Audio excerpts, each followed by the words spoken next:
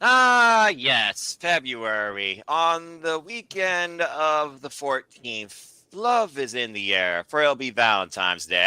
Who gives a crap about that mushy, overpriced bull crap? Let's freaking go. This is City Predicting. You know what we do here. We talk about professional wrestling, damn it. And boy, is the mood going to shift come Saturday night, where everyone is looking for one thing: vengeance. Welcome to WWE Vengeance Day. Welcome to the conversation and the kickoff of the NXT Simply Predicting Predictions League. Let's go, everybody.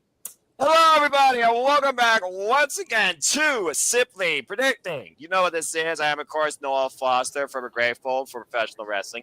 Damn it. And, of course, with me is an illustrious, wonderful panel of enthusiasts, wrestling nerds, NXT followers, and they are going to tell you that verbatim. I also want to appreciate everybody out there in the chat that are tuning in, whether you're stalkers, whether you're continued followers, whether you're first-time viewers, especially at the Rage of Wrestling. Subscribe. Again, please subscribe, comment, tell a friend. And again, if you want to get to the conversation, PayPal, my friends, or super chat, simple as that. And you want to be part of the Predictions League, your opinions matter too. The forum will be live across my social medias come tomorrow morning. And in the comment sections, also once these streams conclude, predictions are subject to change. I feel like I should say that more often than not. But the predictions will be finalized, though, 5:30 p.m. Eastern Standard Time, Saturday night, February the 15th. Okay, now that I got all the formalities out of the way, let's go ahead and introduce the panel and get right into it following that. First things first, how fitting, acknowledge her. Again, one person says that this is his NXT, but as far as I'm concerned, it's her NXT. Please welcome last year's winner of the NXT Predictions League, Arlene Dominguez. Arlene, congratulations again and welcome back to 2025. How you feeling about WWE NXT Vengeance Day, my friend? Uh, I'm I'm excited. I think it's a good card. I'm always changing my predictions as I go, and I've noticed. and honestly, like I gotta sometimes stick with my own instincts and just go with what because a lot of the times, like I would be like, if I wouldn't have changed it, I probably would have been more like would have had more points if I hadn't changed my opinion. So, but like I gotta just stick to my guns sometimes and not double guess or second guess myself. So I'm excited. Hopefully, I can bring it in this year again, or at least beat my brother. That's my game name goal is just to beat my brother. The And I sibling beat him in rivalry both that never ends.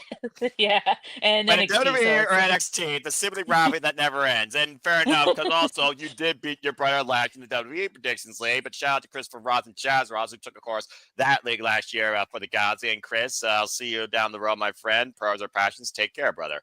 But all right, Arlene, good luck and good to see you. So I guess it's only fitting that we talk to the other half and see what he has to retort. Welcome, of course, Emmanuel Dominguez. Emmanuel, good to see you. How you feel about WWE Vengeance Day this weekend? I mean, it is what it is. The main event is kind of predictable for the long run, but it's gonna be interesting how certain matches it's gonna end up, especially that woman's title, because you're wondering is like because Julia was in the Rumble, maybe they liked her too much, maybe they want her to be called up right away. Like you never know what like Shawn Michaels and Triple H got cooking in the future. That's for Now, sure. I think a lot's been cooking and prepared on the menu, still yet to be tested, even tasted. Want to taste? As we're literally just in February on the road to WrestleMania and so much more. But thank you for that, Emmanuel. Speaking of someone that loves to cook and someone who represents this brand more than anybody I know as of late, even in the black and chrome, it has been his NXT since the bygone era of Rainbow Bright and the white and gold rebirth delight that brought me back in as a fan. It is his brand, damn it. Scores be damned. I better have this man talk about it. It's the Renegade Wrestling, JJ Williams. JJ, it's time for you to shine once again. Hopefully this year can be your year, but this is your stage and your brand, my friend. How you feel about WWE Vengeance Day? It's good to see you. It's good to be seen as always. Looking forward to the card. Sad I'm not going to be able to watch it all live as priorities call and I'm going to have to be at work, but it is what it is. I Respect. know you and Walter will handle things on the watch lawn side of things, but it it looks on paper like it should be a very predictable show. However, the point was made, there were a good chunk of these women that were in the Royal Rumble. I think only 2 that were in the Rumble aren't represented on this card at all.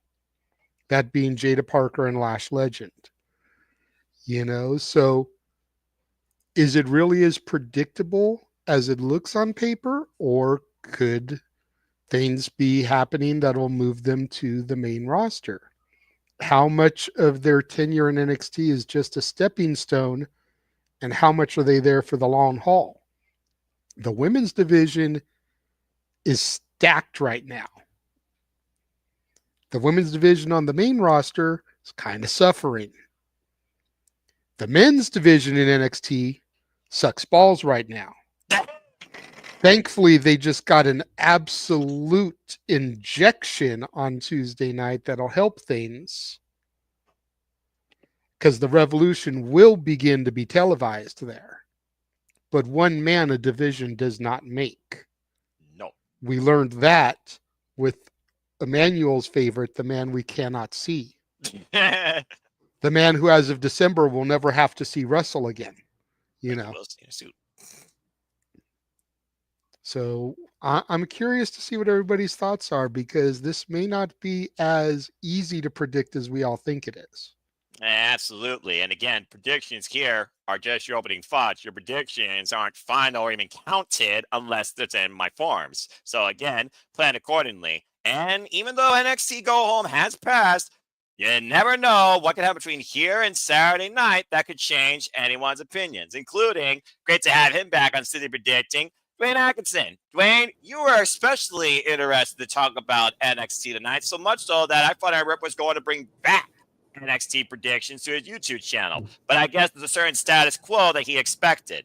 Now, whether or not this meets what he was looking for, doesn't matter. I look at all things wrestling for a reason, because I truly love this business. Shout out to my W fam. So, Dwayne, it's good to have you back on City Predicting, discussing NXT. How you feeling about Vendors Day, pal? Excuse me. It's great to be back. It's great to see you guys again. Nothing I love more than talking about wrestling. I agree with JJ on this one. However, this is should be fairly easy one to predict. But to me, my personal opinion, this is more of an episode of NXT than a PLE itself. However, there's going to be a lot of hits and misses going on. My thing I'm looking forward to is seeing, are we going to see Jordan Grace appear, or possibly an appearance of a man whose name was not mentioned Tuesday night, an absolute one himself, that I'm so stoked to finally see him in WWE. I can't wait to see this. Up and all, it's going to be a great pay-per-view. I'm looking forward to it, man. I love that. I love that positivity and enthusiasm. And I think I've said it verbatim, I'll say it again. Predictability in wrestling is not a bad thing. Damn it. And I do think a lot of what you said, Dwayne, echoes that sentiment in both the expectation of the show and probably the overall conclusive nature we think of this show. But again, I think we are going to be reliable in enjoying what Saturday brings. Speaking of reliable, there's no one more reliable across this entire panel or this network we've become, because it's subscribe. Besides the man, subscribe. That leads the rage of wrestling, subscribe. In Mr. Reliable, subscribe. Reliable, Walter Cruz. Walter, we got Sleeping Reliable, and it's going to be seeing you once again. It's going to be a lot of fun calling this with you this weekend, my friend. How you feel about Vengeance Day? Subscribe. Good to see you guys too. I'm excited. I don't think it's as predictable as everybody is claiming it to be, as JJ said, because I might surprise some people with some of the picks I make, but time to see. It's an exciting time for NXT and wrestling as a whole, not just WWE company, but it's exciting everywhere. So yeah, people be happy about everything. Stop the tribalism. I don't believe that word exists. And if it does exist, then you guys need a wake-up call to what it means to just enjoy the business. There's a difference between criticism and just downright being immature. You know who you are when you belong on that spectrum. If you don't, figure it out or sit on the fence when the sun doesn't shine and maybe rearrange what you have down there.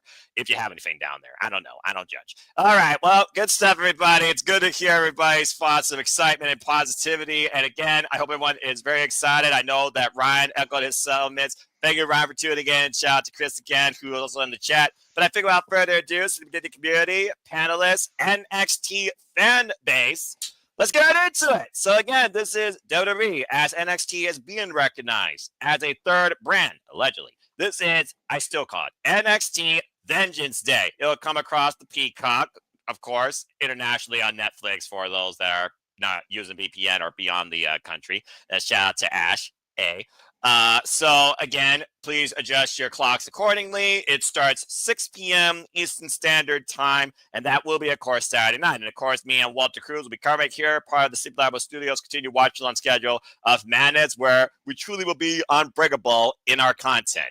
All right, so let's go ahead and get into it. And as you all know, City Predicting goes as follows. I put up a match, I set up a basis behind it, and of course, one person leads with their own prediction and thoughts. We then go around to see if there is a disagreement. If there is, someone else can bring forth an opposing argument, and then we'll go from there if we believe further discussion is needed. So let's have a good time and see the predict Vengeance Day. And I think it's only fitting that we go round clockwise for the time being. So Walter, you kick things off. And I think it's only fitting, since the men's North American title has been the opener, let's see if the women could do that. Because I do have an expectation for the women of NXT when it comes to both the Women's Championship and this one, the NXT Women's North American Championship. As Fallon Henry, this generation's hardcore country, endorsed by Mickie James herself, takes on Stephanie Valkyrie. Now, of course, Stephanie Valkyrie originally, she thought she already should have had this title and already been facing the champion. But of course, we've seen how Fatal Influence stopped that from happening, to the point Shotzi Blackheart recently challenged for the title, losing effort. Stephanie Valkyrie, though, to her name, she has only had now, I believe, since that interference, one loss since being part of NXT. Now she finally gets a one-on-one match and is sending a very painful message at the expense of Fallon Henley's teammates in one-on-one action. So, can Stephanie Valkyrie win her first championship in WWE? Or will Fallon Henley make sure that this influence continues to be fatal and Stephanie receives nothing? Walter, it's on you to kick things off. Do you have a brand new NXT Women's North American Champion come this Saturday night? This one's been rattling in my brain back and forth because I initially I kept saying Stephanie, but then I'm like, yeah, but Fatal Influence, you got the rest of the team, and she hasn't taken them out individually. Like, I wish, can one wrestler just, like, I know it's booked and scripted or whatever, can one wrestler be smart enough to take out the rest of a faction before you go for the championship match against one person? Can you just, like, week by week start taking out and injuring the rest of them so that they don't interfere in the main match? So you get your one-on-one successfully. Like, why is no one ever booked intelligently enough to do that? Like, make a smart baby face. Like, how many times has Aaron called people dumb baby faces? Like, have somebody take other people out so they don't interfere in it. But that being said, the thing is, this title has 2 champions already. Like, do you really want to see it have a third already? I get that eventually people are going to win, but I almost feel like it's too quick with these title reigns, with Kalani switching. She had a good little run, and now, you know, can Fallon Henley's run be a little longer? But, I mean, I think they're going to pull the trigger and just mark it right, because you got Julia as the NXT Women's Champion. You got Stephanie Valkyrie, who you signed close to at the same time, and both these women, and you got them representing the NXT Women's Division as both your champions. That's marketing 101. Like, show why you signed these 2 women and why they're the top notch. And then maybe Jordan Grace has to challenge one of them. Like, she already did Julia. Let's get one-on-one with Stephanie. So I think Stephanie becomes the new champion. Okay. But I wouldn't mind if Fallon keeps it. Well, I mean, again, Walter, how many times has the prediction bit you in the ass? But all right. So the first ST prediction 2025 is that Stephanie Valkyrie becomes the new NXT Women's North American Champion. Funny enough, at this time last year, Stephanie Valkyrie beat Julia for the WWE Strong Women's Championship in Corrigan Hall, much to your point about how both women came very close to NXT at the same time, only a couple of months later down the line. So, standing back here for new NXT Women's North American Champion, do we have a disagreement or is unanimous? Go, well, there you go. Okay. JJ, I saw your hand go up first, then we'll go to Dwayne. So, JJ has the opposing argument. So, JJ, please give your thoughts. Why do you think that Fallon Henley retains? See, Walter said that some of this isn't as easy to predict. This is one of the ones that I'm talking about can really go any way. Stephanie just showed up in the Rumble. So traditionally, women that appear in the Rumble get called up. The only woman to appear in the Rumble from NXT that hasn't been called up yet is Roxanne. Every other woman that showed up in the Rumble was drafted that year. So why are you going to give the title to Stephanie just to have her drop it 2 months later and hot potato it? Plus, you add the fact that Fallon Henley has JC Jane, has Jasmine Nix. You can still give Stephanie a victory without a title change, and we predict who's leaving with the title. Correct. It's all about who leaves the gold. I say Fallon retains here because we still have Roadblock coming in March, which will be at the theater at Madison Square Garden, and we have Stand and Deliver. If they decide that they're going to hold on to Stephanie, do it on one of those two shows. Roadblock is going to be a TV special that's added ratings, which we all know that's big for advertising dollars, or give her the Mania moment by having her get it at Stand and Deliver. But there's no need to have her take it from Fallon yet. Fallon retains. Okay. Well, Dwayne, I saw your hand go up next, and I do think it's interesting what you said earlier about this PLE being more of a TV special. However, it was a TV special, New Year's Eve, where Julia finally beat Roxanne Perez, became the NXT Women's Champion. Now, truth be told, it's the first time ever one-on-one matchup. It's also Stanley Valkyria's first time challenging for the NXT Women's North American Championship. So not even a trilogy has been born out of this yet, though it does feel like it's been a lot longer. So, Dwayne, why do you think that Fallon Henley retains? Because I never bet against Fallon Henley, quite frankly, but I think this is just a match to be a stepping stone for Stephanie McCare, because I've already said it. I said it last year before 2025 we started here. Not posting my prediction for the match, but it's going to be Stephanie and Julia somewhere down the line. And I think it's going to happen. I think it's going to happen at Stand and Deliver this year. But, anything could happen. I could be wrong. NXT ain't my greatest strength, I'm kind of trying to read between the lines of where they're going with this as well. So I'm saying Fallon Henley walks out still champion. That's fair. And to JJ's point, this title is not even a year old yet. Kalani Jordan lost it underneath a gauntlet match last year at Halloween Havoc. Fallon Henley, she's going into what I believe is her first defense of the title on a PLE leveled NXT show. I don't remember if she defended at Deadline. I don't think she did. So it is one of those things where you talk about, again, the champion makes the championship. Fallon Henley is still very young in her run. So before I give it to Arlene, I will say right now, believe it or not, originally, I still was saying Fallon Henley was going to retain for those very reasons, JJ. I do think that this title still needs to be built more with a longer champion. And with this faction behind it, you would think she would have a longer run. So I think that Fallon's going to retain simply because of her backup, because I do think Shotzi and crew is going to come back into this. And I do think somehow we're going to get a triple threat, maybe even at Roadblock, because I forgot Roadblock was announced. Thank you for that, by the way. But either way, I think for now that Fallon will retain. So I'll get to you once I get Arlene's thoughts here, because I was just going off what I've heard so far from you three. But so far, I do think she retains as well. So 3-1. Arlene, where do you stand? JJ can go, and then I can go. Oh, I was respect. just Thank going to God. say, to your point, she did not defend at a deadline. I just looked that up for you. Thank you. Go ahead, Arlene. Um, there's correct me if I'm wrong, but there's only like 3 titles on the line, right? In this pay-per-view, Yes. The and NXT 2 of North them American have. Championship for the men was defended in a steel cage on Tuesday night when the Dawn of NXT, Tony D, defended against Rich Holland. You're just saying 4. 1, 2, 3. Who Tag for titles: Women's North American, Men's Oh, and Women's. I forgot Okay. the men's tags. They've been defending them on TNA. Thank you, JJ. Go ahead, Arlene. Okay. Why it's my Um. NXT, Noah. I feel like keep up with so much. Damn it! I keep up with 500 plus computers on a daily basis. Go ahead.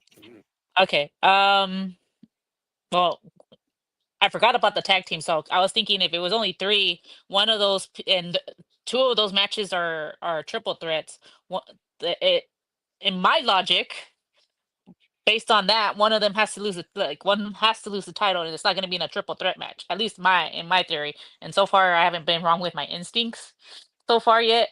But well, at least when it comes to NXT, so or at least when I started watching it, uh, but now that it's 4, I can see You Fallon retaining. I can see Fallon retaining now. Now that it's 4, because I think the tag team they've had it for a long time, so I feel that they're losing it. But yeah, I could see like, Fallon, finding like the fatal influence, like interfering and it be disqualification, and that's how she leaves as champion. But then you can't leave out the Chemical X, which in my opinion is more harder than fatal influence. I'm sorry. I think they should take that name from them and they should run with it. I'm just saying. Because honestly, JC Jane and Jasmine Nix are not doing it with Fatal Attraction. I'm sorry. I think the only one that's the prettier one in that group is Fallon, and that's it. The other 3 like are more hotter than those 3. So the name doesn't fit with their image, but that's beside the point. So yeah, I could All right. I was originally gonna pick Stephanie to win, but now that it's now realizing it's 4, yeah. And I think that it's time for a new tag team. So yeah, yeah, I'm going with Jasmine, and JC interfering. Chemical X is gonna try to even it out, but somehow they're not gonna be able to, and that's how Fallon retains. Like Okay you can't then. count them out because yeah. So All right. So right now, Walter Cruz is the odd one out, and Chris also getting his thoughts in here. Facey has stated about Kerr becoming the new NXT Women's North American Champion. Well, people have really put a lot of stock in La Primera, and again, I do think Julia and Stephanie is the biggest money match you could do for international wrestling fans of the NXT women's division landscape, where international flavor took over last year with Delta, Julia, and Stephanie all coming in. Jordan Grace, for that matter, from another company, even though she's American. Hey, but anyway, all right. Manuel, do you have anything to add in closing, or shall we move on? I mean, like, it's the e-booking, like Walter said, like, I wish there had a smart baby face that would take down, the faction, but it's not happening. Like, it's like kind of frustrating because it's going to be 3-on-1 still, and overcome and Balin wins the title. I mean, like, that's the answer. That's like Stephanie's going to be too distracted with the outside interference. She's gonna take off her eye from the ball, and that's how she loses. As simple as that.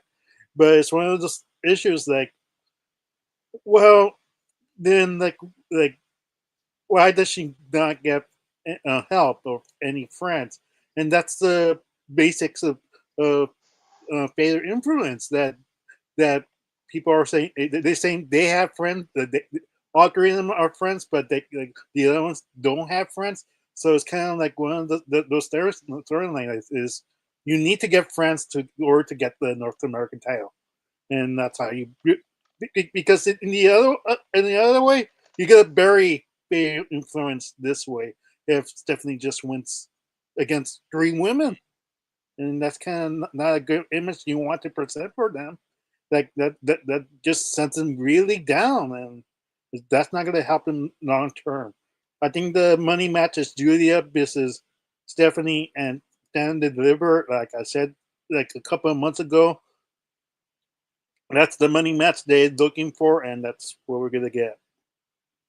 Okay. I mean, it's fair when you talk about the strength of a group, not by name, but by the participants. I mean, Undisputed Era, Adam Cole, Kyle O'Reilly, Roderick Strong. Adam Cole was always the front man, but all three members at one point, they were all decked in gold, including the NXT North American Championship. And as far as a smart babyface taking out a faction on their own, systematically, I haven't seen it since John Cena took out the Nexus and destroyed Wade Barrett at the end of the night in a table ladders and chairs match. So, again, I understand where y'all are coming from when it comes to smart babyface versus the babyface people want to see to win. But on that other logic, a heels cheat to win. That's what they do. And if they have allies, that just adds to it. And who's to say that Fountain Henry won't get herself simply disqualified and hold on to the championship? At the end of the day, it's all about who leaves the gold. And I do think Fountain Henry is still going to leave with it. Still very young in her run, but still good conversation overall. And shout out to Nestor here. While this day from NXT, too many. Oh, good grief. He might have a heart attack. I'm a little worried. Yeah, I don't know what his doctor bill is or his blood pressure. How I have normal blood pressure still in my family is beyond me, considering how much I deal with all of you also. Good grief. But again, we'll see what happens. Yes, JJ, I see your hand before we move on. Question for you as a wrestling historian. Do Jordan Grace and Stephanie Vaquer have any history? No. Okay. They've never Didn't faced know each if other at maybe all. there was any like crossover in TNA or whatever. Nope. The La Primera never graced a TNA ring, nor did Julia. Okay. Which saddens me a little bit. But anyway. Because I was thinking to the point, like she could be the backup for Stephanie to get a clean matchup here. And that could be how they bring her out onto NXT TV as her official WWE superstar debut. Grace, Julia, Stephanie versus Fatal Influence. I can get behind that, especially since Soruka, as of late, has been tagging alongside Zarya, so that's a whole different dynamic there. And by the way, shout out to Zaruka, I guess they're being called, with the win over Chemical X. So, again, things are possible, especially since we know TNA Impact is coming to Full Sail University, and this NXTNA is going to be alive for a long damn time. And I'm bummed I have to work that night also. Again, man, prayers are passions. It is what I it know. is, brother. It is what it is. But hey, come on, JJ. Give me a smile. Smile for me. Smile for me. Because you get to talk about ego. Oh, ego, Ethan Page going one-on-one with Javon Evans. And kind of interesting that he's not smiling here in this graphic. You're always screwing up, WWE. All right, so straight up, since Ego Page lost out at NXT deadline and was virtually destroyed by the ruler of NXT now, Obafemi, we wasn't really sure what direction Ego's career was going to go in, but Javon came out to remind Ethan Page what he's capable of, being such a veteran of the business. And Ethan basically thanked Javon by destroying his jawline, literally busting his mouth, causing him to bleed, saying, "Smile for me! Smile for me!" And ever since then, he's been trying to destroy anybody that's been smiling against him that doesn't have as big of a smile as he does.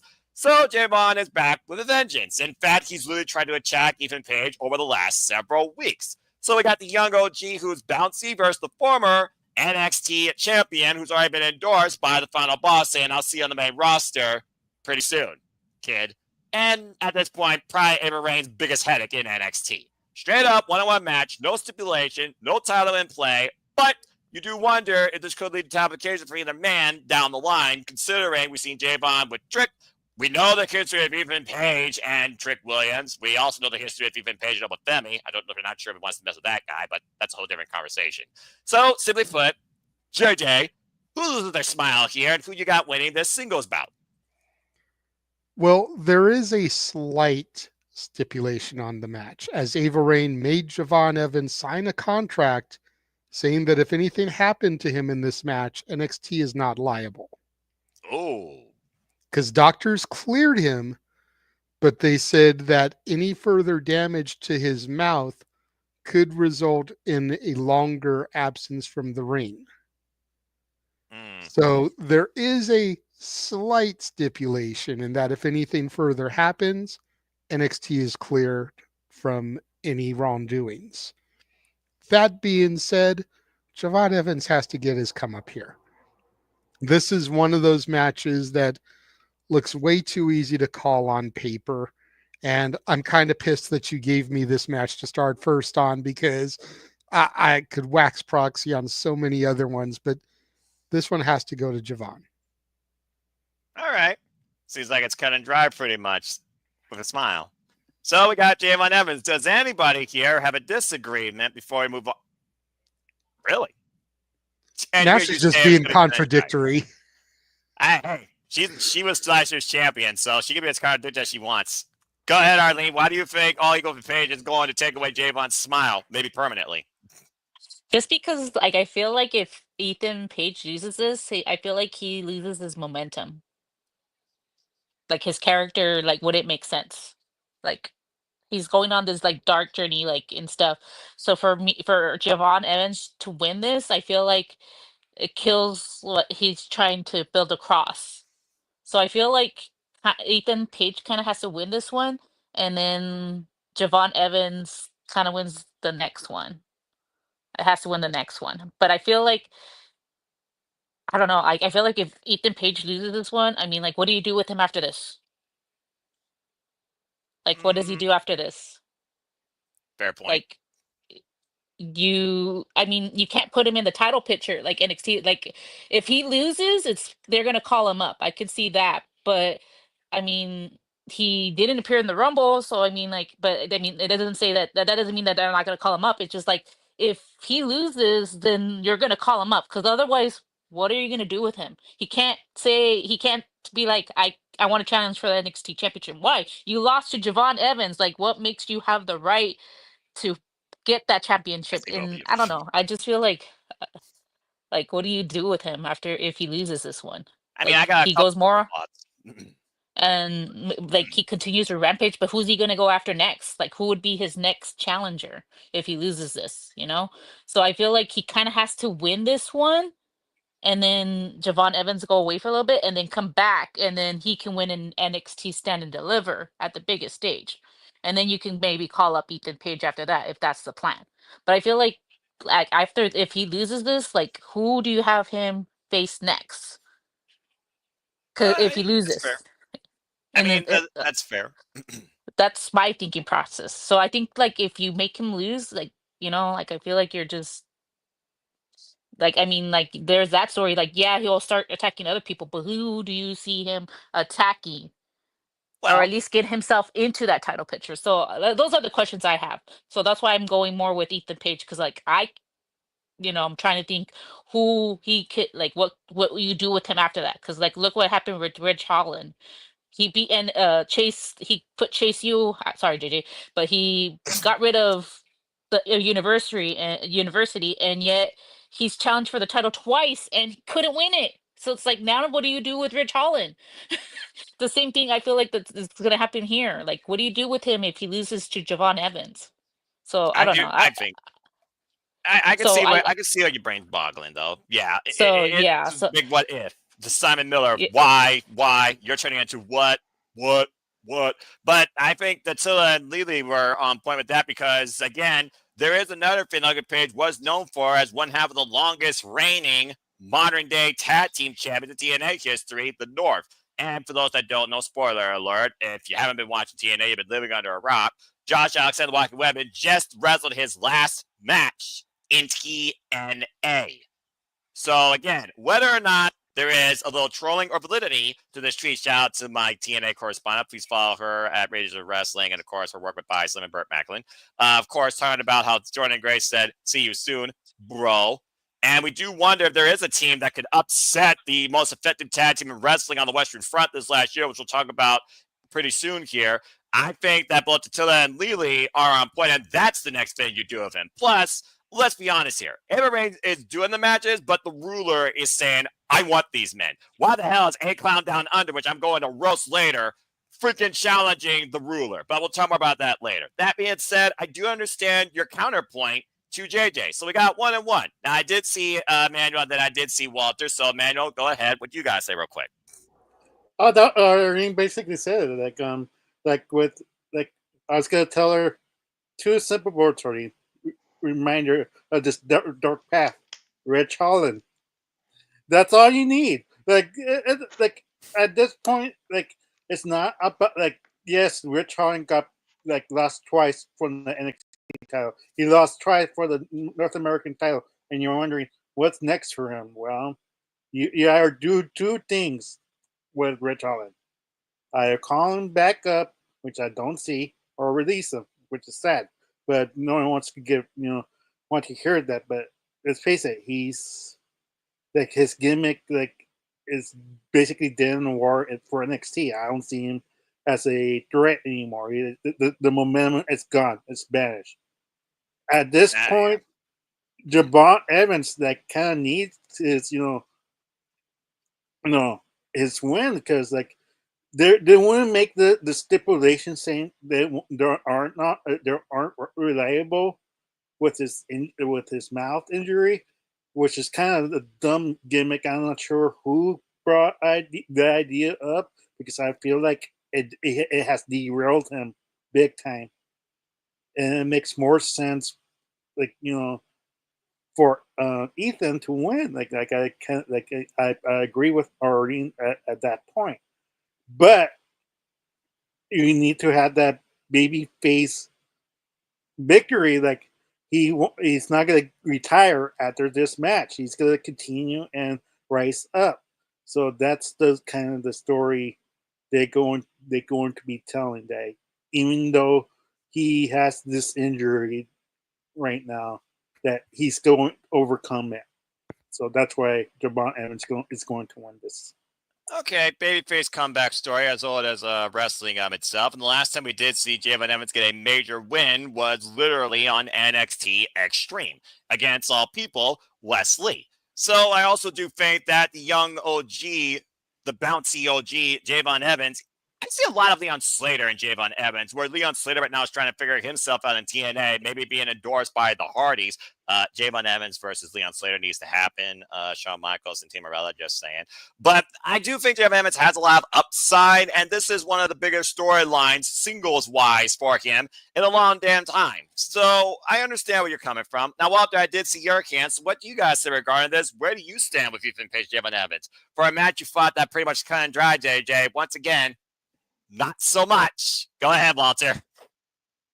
It is cut and dry to me. I think Ethan loses, but I was just gonna say I know what you do with Ethan, but then the wifey kind of stole the momentum. But that's all I was gonna say was like you bring back the North, like that's a way to bring him in. That to bring Josh in is the Ethan needs motivation or Ethan needs help, and he goes and you put him in the tag division. Like you know you got Ricky Starks that just joined, so he's a single star that's going to inject into your singles division. So now move Ethan into the tag division and do something else. Fair enough. And behind every man, there's a greater woman. And I hope that you both also have a lovely Valentine's Day. Hello, Lily. Always appreciate you. You're just as reliable as Walter. Arlene, what do you got to say real quick before I see if Dwayne has anything to say before we move on? And Dwayne, you're also leading the next match. But go ahead, Arlene. Well, I was gonna say if you go with that theory, right, who's to say he can't help him win the match against Javon Evans? Ref bump. I'm Saying. calling it now. Ref bump. I'm just saying. You're not wrong. Considering the multi-person matches, they have no disqualifications, so ref bump's kind of meh.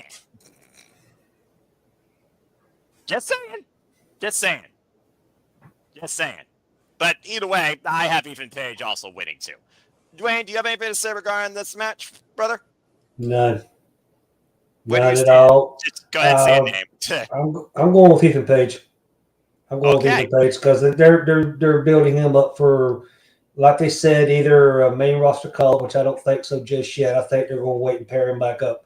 We want to see him with Josh Alexander some way, either foes or allies one. So, I think that's what it's boiling down to. Fair enough, even though there's no Canadian dates for NXT coming up, but the Elimination Chamber's coming up. Yeah, I see you were stirring. I saw your hand up. You got something to say real quick? I saw your brain stirring. I could tell. You did. You saw Pinky running on the hamster wheel. Yeah. Asking Brain what we're going to do tonight. Try to take over the world. So I hate to admit it, but Arlene has some very valid points here. And the more she was talking, don't pat your head, you Chase, you hater, you. But the more she's talking, the more I started to think about the little video we keep seeing at the end of the episodes and these mysterious men. Ah. And the words Vengeance Day afterwards. You know, if you take the Javon Evans and you just have the braids down, the guy second from the right has got some braids, some dreads going.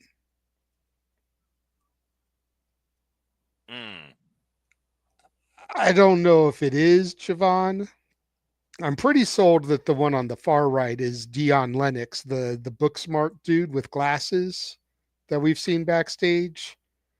Oh yeah, with that one guy with Malik Blade, the jobber tag team. I know what you're talking about. But I'm wondering if this could be how this group debuts, and maybe they're coming to help Javon Evans, if he in fact is the one that I think he is in that image. Well, considering we just saw the full build of a new heel group, I guess a babyface group to counter that as a debut is not necessarily a bad thing, but I think of dark ambience. I think of something that's going to be more of a threat than a treat in your NXT. So, and I agree. If you watch Javon Evans these last couple of weeks, he doesn't look like he's going to be Mr. Bouncy. He looks like he's out for some vengeance. Fair enough. You know, I never thought I'd see the day where All Ego Ethan Page is a baby face, but if Josh Alexander is coming to link up with him, you know, Josh Alexander is going to get that babyface pop on debut. No denying that. I'm glad I'm not the only one that sees that, by the way. You're right. But he looks exactly like Jason Jordan. I don't know. I think this dude is taller and more jacked, but that's just me. All I know is Jason Jordan, he was a beast when he first was there. But you're right. I totally forgot that this alleged group is supposed to arrive at Vengeance Day. So that's a fair point. All right, Arlene, I see your hand real quick, and then we'll move on to our next match. Good conversation around, but it sounds like most people are still going with the man that has the smile with the dimples. But what do you got to say real quick? Well, I was gonna say that another person that you could say it could be in that picture too is Trick, because he feels like he was gifted and not getting a title his title shot, like another title shot in there too, if you could put that in there, I guess. I mean, he has been pretty irate. Yeah, you're right. Yeah. So if you go with that logic, everybody that feels like they've been cheated, like he's one of those people that could say he's been cheated, and like basically feel like that he's like not deserving of another chance, I guess you could say. So he can have some vengeance. Like, no, you guys are underestimating me. So that was all I was gonna say about that. I mean, that's fair. If we haven't followed Trick Williams more so as the babyface we enjoy seeing the chase, maybe versus enjoy holding the title. How many times have we said that, though, when it comes to a babyface actually getting the moment, though, and he's already had the moment 2 times. But he is in action, though, at this show, and he might need to adopt a new attitude if he's going to prevail in the match that he is going in, considering he's facing a constant gnat that's been annoying the hell out of him and whipping him like a government mule. Hello, JR. Yes, JJ. And let's not forget that it was last year at Vengeance Day that Mello turned. Oh, that's right. That's the main event with the Dragunov. I totally forgot about that. Damn good match. So could Trick be turning heel a year later? Wouldn't surprise me. I mean, again, the people love to whoop that Trick, but maybe he's tired of people whooping that Trick with him. And I've been saying that for the longest time, haven't I been saying that? And that's the only way you can reunite him with Carmelo Hayes, because Aaron's been saying you gotta hit him back with Carmelo Hayes. Carmelo Hayes has a heelish character. You cannot pair him up with Trick Williams unless you turn him heel as well. That's the only way that team's gonna work. Otherwise, it's like you can't do it, because no one's gonna cheer for Carmelo Hayes. Sorry. if you put I him mean, with that tag. I cheer for Carmelo Hayes, but that's just me. I mean, I Well, cheer for him too, but I'm just saying, like, if you like, a lot of people don't cheer for him, is what I was trying to get at. The casuals. Yeah, Exactly, yeah, fair, and fair that's where enough. I'm at. And Joe Schmo from And Kokomo as and WWE shuts everybody.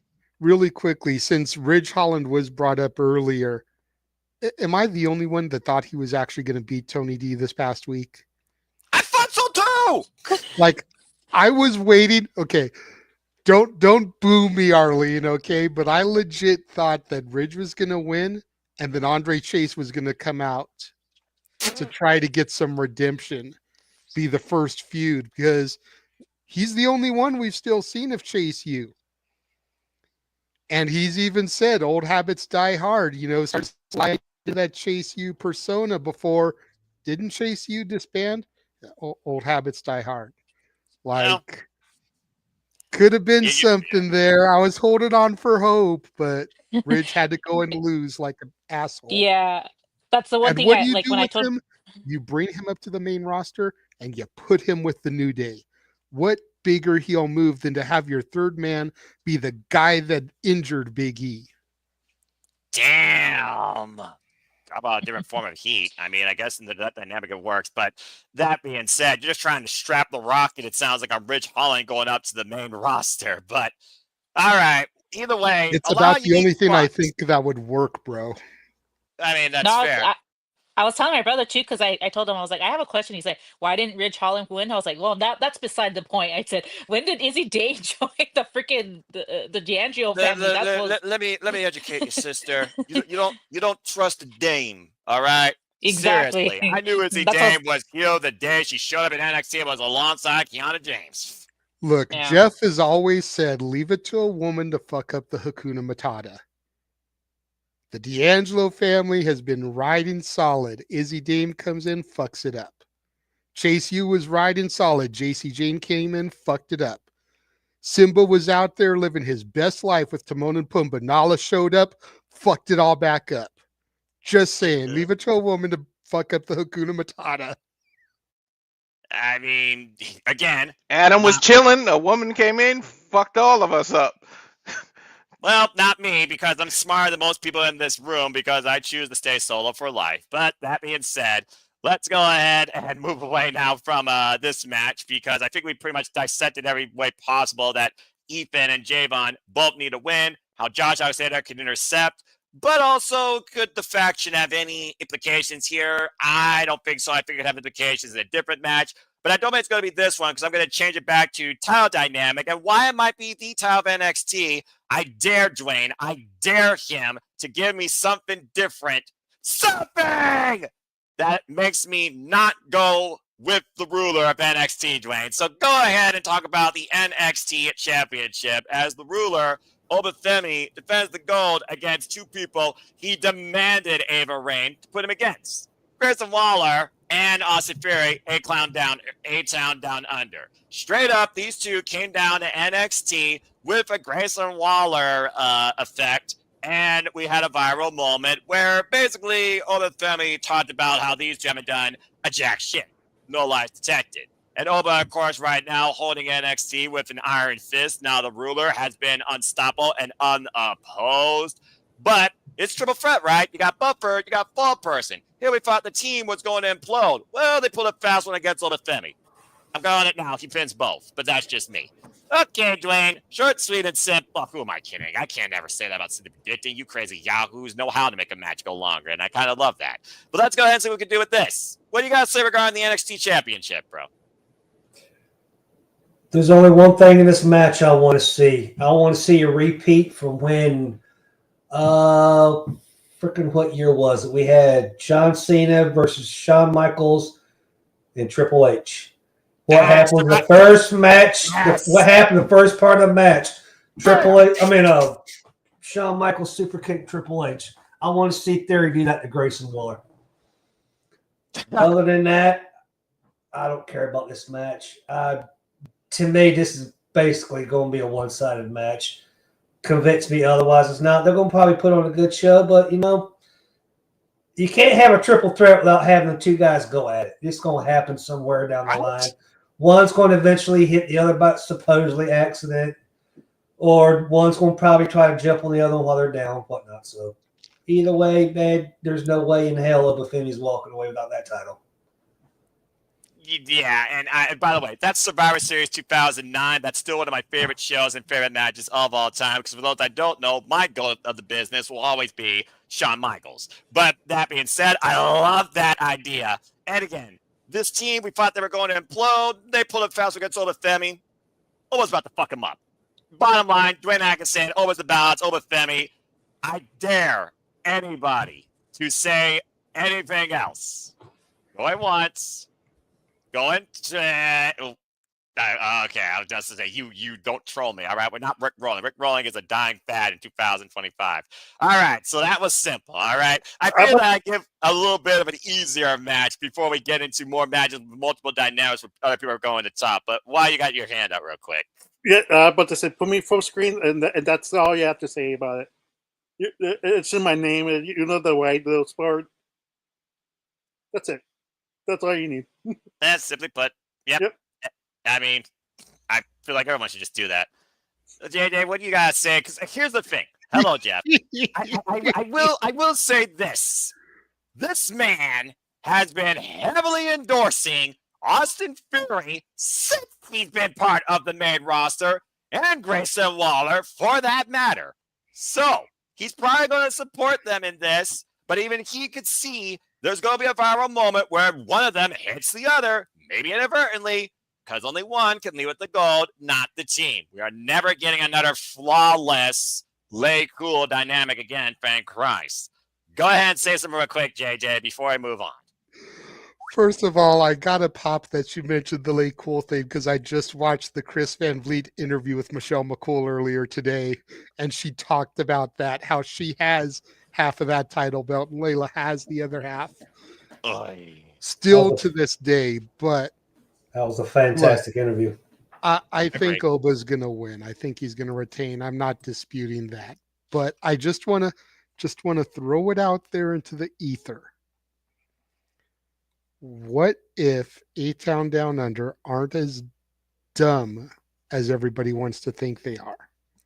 What if this is all part of a master plan? Let us not forget, the champ doesn't have to be pinned. Right. So the two of them gain up on Oba. One of them quick rolls up the other one. 1, 2, 3. They just stole the title from Obafemi. I'm just saying, it is not out of the realm of possibility for something that these two would concoct.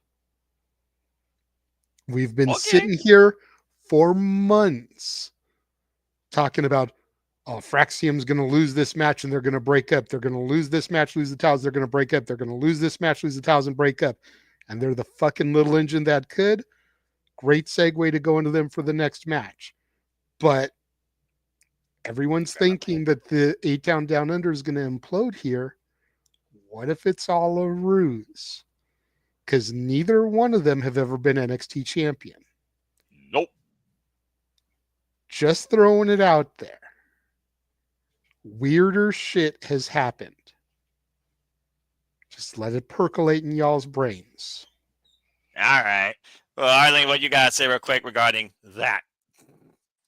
I was just gonna say, how do they, how does that talk go to? Like, how do they decide who's taking the pin? Like, do they play rock, paper, scissors, or they pull a name out of a hat and whoever loses is the one that gets pinned? I'm just like curious.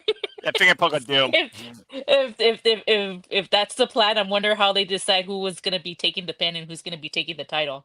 Because I mean, if I was Austin Theory, I'm like, I'm not taking the pin. Well, I'm not taking the pin either. So it's like one of those like, well, how do we decide who's gonna be taking the pin? So I'm just like that's actually a funny thing to think about. Like if that's the plan, like it would be funny to figure out how they got to who was getting pinned for this one. Just remember, we've had not one but 2 finger pokes of doom in history. That's fair. I hate that that's accurate, but that's also fair. Hogan to Nash, Triple H to Shawn. Yep. I remember that segment. Friends to friends to help move the belt. And Obed's only been pinned twice in his entire wrestling career. One of those, of And course, this being an way- extreme circumstance. And this way he would be able to lose it without eating a pin. Well, I will also say this. People thought Asuka was going to lose the NXT Women's Championship when it was triple threat with Ruby Riott and Nikki Cross, and Asuka pinned them both. NXT Chicago, one of my all-time favorite shows. I see Oba wrecking shop and doing the same thing here that Roman Reigns did to Edge and Daniel Bryan back at WrestleMania 37 in quicker fashion. Either way, I'm not going against the ruler of NXT. And Clown buried down under, not in Australia. Despite the fact we're covering Grand Slam the same day. I just realized that too. Damn it. Okay. All right. Either way, it's unanimous. That was fun. Okay. But in all seriousness, we had to talk about this match somehow. It feels like to me it should be a talking point. To Dwayne's point, that might as well be on TV because you guys know damn well that boy ain't losing that title any damn soon. The result will always be the same. So, Dwayne, I felt like I cheated you, so I'm going to rectify that. Great segue, because guess what, JJ? That was my next match, and I'm sure I'll have more to say about this. Because, Dwayne, do Fraxium finally lose the tag team titles for Pete's damn sake?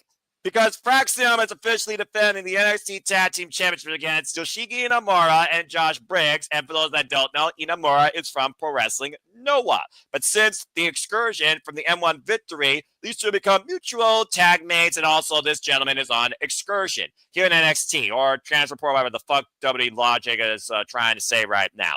But Fraxium, since beating Chase University, sorry, JJ. Since being Chase University, they have been unstoppable as a tag team across NXT and TNA, including a successful defense against the Nemeth brothers. I'm going to say this right now. Ryan Nemeth might be the most obnoxious professional wrestler going today in the business. Do not give this man a microphone anymore, please. Jesus Christ.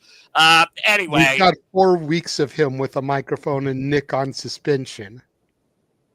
Bullshit. But I'll just leave that alone. All right, My brother. My brother. Yeah. Someone ban those 2 words. He sounds worse than the secretary from Monsters, Inc. Don't worry, Dwayne. I'm not sticking that. I'm not doing the invitation. I remember how that one time. Yeah, you're good on that one, but he reminds me of Roderick Strong with his Adam every time that he get on the phone. Yeah, right. Well, that being said, Dwayne, what do you got to say regarding the NXT Tag Team Championships? Considering Fraxium has done every team possible in NXT, now facing almost each team in TNA at this point, I feel like eventually we might get a Worlds Collide with all the gold on the line, but that's a whole different conversation. Do you have new tag champions? Nope. Nope. And I'm gonna tell you what, we already saw them being teased. It's gonna be Fraxium and the Hardy Boys. Whether we get it on NXT, whether we get it on TNA, whether we get it at Worlds Collide, I don't know. But they wouldn't have teased that match if we weren't going to get it somewhere down the line. But I think they're saving the belts for possibly the North. I don't see nobody else beating them besides that. So I don't. Josh Briggs, I just don't. I'm over him. I wish him and Jensen would have got back together, but I don't even know about this guy that he's teaming up with. I know he's got one hell of a chop, but. Nope. Fraxium remains champs. Well, I understand where you're coming from with that tease, but at one point we also saw DIY come down and show up in NXT. And I keep talking about Worlds Collide. TNA does not have a special for February, but they did add another one for April. Yay. But it is one of those things where, yeah, I was kind of surprised to see Josh Briggs and Inamura win the triple threat. But at the end of the day, it's a team they haven't faced. And literally in the span of 2 weeks, that's 3 successful title defenses if they win Saturday night. So you're going with the chance retaining because you believe the big money match where we might get all the gold on the line, winner takes all, is them versus the Hardys. Yep. Fair enough. So we got one for the tag chance retaining. Does anyone have an opposing opposition before we move on? Going once? Going twice? I'll believe it. Wow. Wow, I learned to stop betting against them. Just 2 bets are off, guys. Sorry. That's why we wait until the 3 count to raise it, because I think everyone agrees that the champs are going to retain, but there's like a little point that how they might do it. Yeah. Yeah, I love the You know. perspectives of how, and I saw all three men go do. All three of these people go do. So that being said, JJ kick things off, and Emmanuel, and then Arlene. JJ, what you guys say regarding this match and Fraxium for that matter? Again, the most effective tag team right now in the wrestling business. Yeah, I'm 100% with Dwayne on this. I think we're going to get Fraxium and the Hardys, whether it's Roadblock, Sacrifice, Stand and Deliver, somewhere in the not so distant future. But the other thing I'm really kind of thinking about, and it goes back to what I said as far as Shinsuke Nakamura winning the United States title to take it over to Noah. Right. You know, how long is Inamura on excursion? And is this something that they may want to do kind of as a thank you for the partnership that they've forged with Noah over the recent years? Nakamura going over there a couple times, AJ Styles. We've now got Inamura coming to NXT. Could moving the titles to Briggs and Inamura, even for a hiccup, be something that they're considering to maintain some goodwill in this relationship? I mean, Omos literally became a GHC heavyweight tag team champion, and then he just vacated the titles. Now Noah vacated those titles, but I can kind of understand the whole idea of, Inamura becoming a champion in NXT even for a short moment. I mean, how many times did a champion from CMLL or NJPW win a title in Ring of Honor? So fair enough. And if Dwayne is accurate in the private chat and says he heard it's a year, then okay, no need to do it just now. But I flash back to Joya and Yuya and how long he was here for. It didn't seem like he was here for a year, maybe 6 months or so. At least, yes. So it's like they may want to try and take advantage of that. Baby, can I get a Joya? And you used to hate that song. You talking about Arlene being a chaser. You were a Joya hater. I was a Joe Hendry hater, but I found the Joya song kind of catchy. Okay, fair enough. That baby, can I get it? That comes up during the because Yuya looked so awkward doing it that you couldn't help but chuckle. He just smiled, He just smiled. He had a better smile than Ethan Page, all right? Ethan had to do this to make his smile work, all right? He was so offbeat, though. He was. He was. He was Michael Cole trying to give. That's why I say Jey he Uso looked so that. awkward doing it. It don't matter. It still worked. It was one of the best entrances ever. All right, so that being said, I like the thoughts. Emmanuel, I saw your hand remote. Then we'll go to Arlene. What you had to say real quick regarding this match? The only way I could see this pairing to ever win is because WWE loves the mixed random tag teams. Like how many all-ball tag teams have we seen just randomly just win the tag team championship? This is the only way I could see WWE actually have Fraxium lose the tag team titles. This is just a random pairing. This like who in their right mind could they go? Yeah, Josh and Yoshi is a great tag team. Let's run with it. This is so random that it feels like a bingo card. That like, yes, I knew it. That's how it feels. And Noah, don't laugh at him for calling him Yoshi. It's Yoshi Enema. That's his name. No, it's not that. It is literally down there in the banner. They don't even say it. Please, for the love of God, don't tell me that Vic Joseph is... Well, Booker T's got half a brain. Please tell me, for the love of God, that Vic Joseph has not said Yoshi. It's just something that my stepdad would have done. He would find some way to flip a name and make it humorous. So you look at the name Yoshiki Inamura, Yoshi Enema is something my stepdad would do. Well, I mean, again, that's easier. Oh, well. It's just easier. Yeah. It's just easier. Come on now. Shoot. Walter baptized by fire in Japanese names. Even he can say Yoshiki Inamura, I think at least. He just got done watching The New Beginning in Osaka. Proud of you, brother. So that being said, Arlene, I saw and the three wise folks here, three of the wise folks here. You had something to say real quick regarding this before we move on? Yeah, two things. I didn't hate Chase U. I just saw some potential in some people more than the other ones, and I was trying to look out for their best interest. Okay, if turning heel was for their best interest, Here we go again. then it was. I'm just saying, Thea Hill. Just saying, they're If not Thea using her. But Hill, she still They're not hasn't using. turned heel. if Thea I Hill know, but shows they up part haven't of that used her, JJ. faction, If she would have turned heel, they would be using her. Just saying. I But mean, she might anyways, be That's part my of the kind of second the faction. point. point of Duke's interview with himself. Have you been watching that? The whole second interview, he's talking about he should have turned heel on Chase U.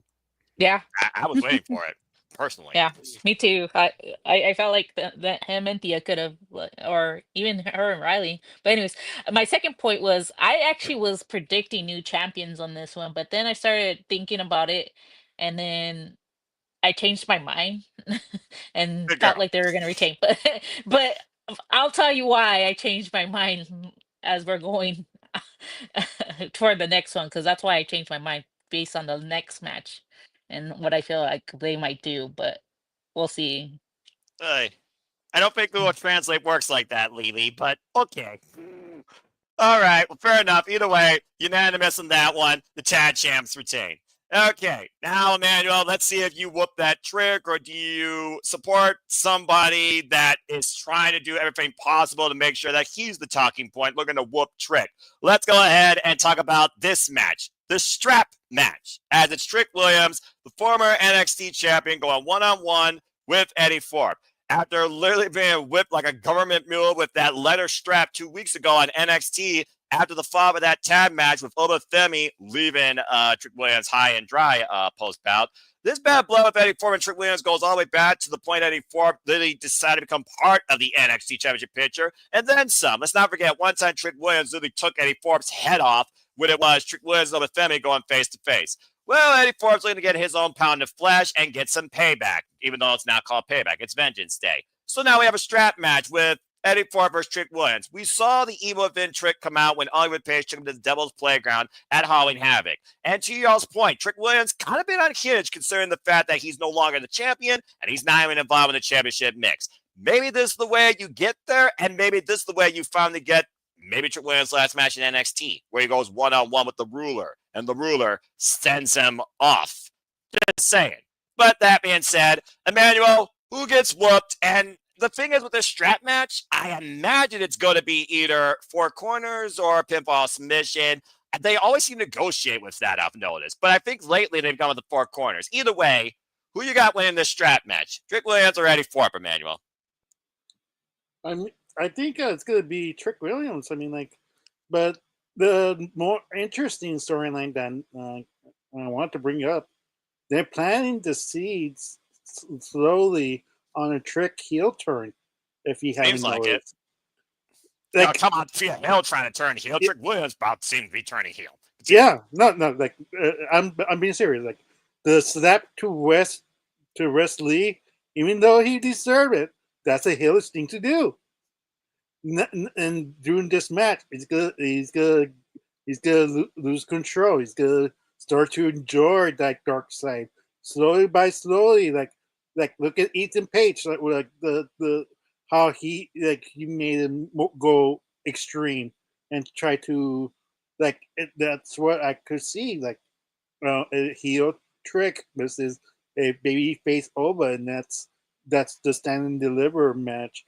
But like overall, like Eddie Thor, like I get the push, but I'm like it's a little bit too out of nowhere. Like for my tasting, like it feels like I planned this all this time. Like the my injuries, like which is smart. That's a heelish thing to do, and that's how you get your match. Like you didn't have to wait in line, and but at this point, there's just him losing and trying to get over with in the booking and the fans, like oh, this is a guy I want to see in the future hold a title, and they see promise with him, but it's gonna be taking time because I haven't got to it yet. I don't see the appeal to him yet, but it's still young. Like let's see if this hero run for Eddie compels me more and more of a reason than I just want the title, like I deserve it type of storyline, because anybody could say that. Even a babyface could say, "I want Seems the like Owen title." don't give a shit. Yeah, exactly. So it's one of those things. Like I hope to see Trick Williams turn heel by, like I said, stand and deliver. If not, we might see at the end of the match, at the stand and deliver, a heel turn against Oba, and that's how you end NXT, the So NXT pay per are you view. saying Trick gets whooped sad and he's long gone till stand deliver, or do you have Trick whooping Eddie Thorpe starting that dark road to heel turn? I'm saying, it's going to be Trick Williams turning to the dark side eventually at the end of the pay per view. Okay. But you got him beating Eddie Thorpe though on his way to that. Yeah. It'd be interesting to see the audience turn against Trick, because Trick has been the babyface in NXT for quite a while, but I do think more people are literally focused on the ruler. But that being said, regardless of an attitude adjustment, considering one time he did ask John Cena, when did you know your time was now? Just saying. Emmanuel, I'm surprised he didn't think about that. He does have Trick Williams winning. So we have one for Trick Williams. Wow, man, I didn't have to say anything. All right, well, Dwayne's been pretty quiet here. We got Dwayne, then JJ, then Arlene. So, Dwayne, go ahead. What you got to say regarding this strap match? And, Walter, did I see your hand too? Walter went first. If you want to go to him, go ahead. Thank you, because I was focused on Manuel. I didn't see who raised hand first. Yeah, it was Walter, then Dwayne, then me, then Arlene, as far as order of hands up. Thank you. This is why I have other people that are reliable in me and have a wider perspective. God bless this family. All right, Walter, let's get some more thoughts from you. What you got to say regarding this match? I got Eddie Thorpe winning, because otherwise, what was the whole point of his heel turn? Like, you wanted us to get behind him, and it seems like the company wants to push him and wants us behind him. You need wins over big names. He's got to win this. There's no way he can afford to lose this, because if he did, it's back to catering. Because, like, what else do you do with this guy? Like, you did that. You came back. He snuck his way into title shots. He did all this stuff that now you need to prove why you turned him heel and why we should take him serious. If we need to take him serious, you need big wins. And what bigger name right now, besides the champ, is Trick Williams. He's a former two-time champ. You get a name over that, you made your career. You get a win over that, you made your career, and you're on the way to the next level. If you really are behind him, you need him to win this match.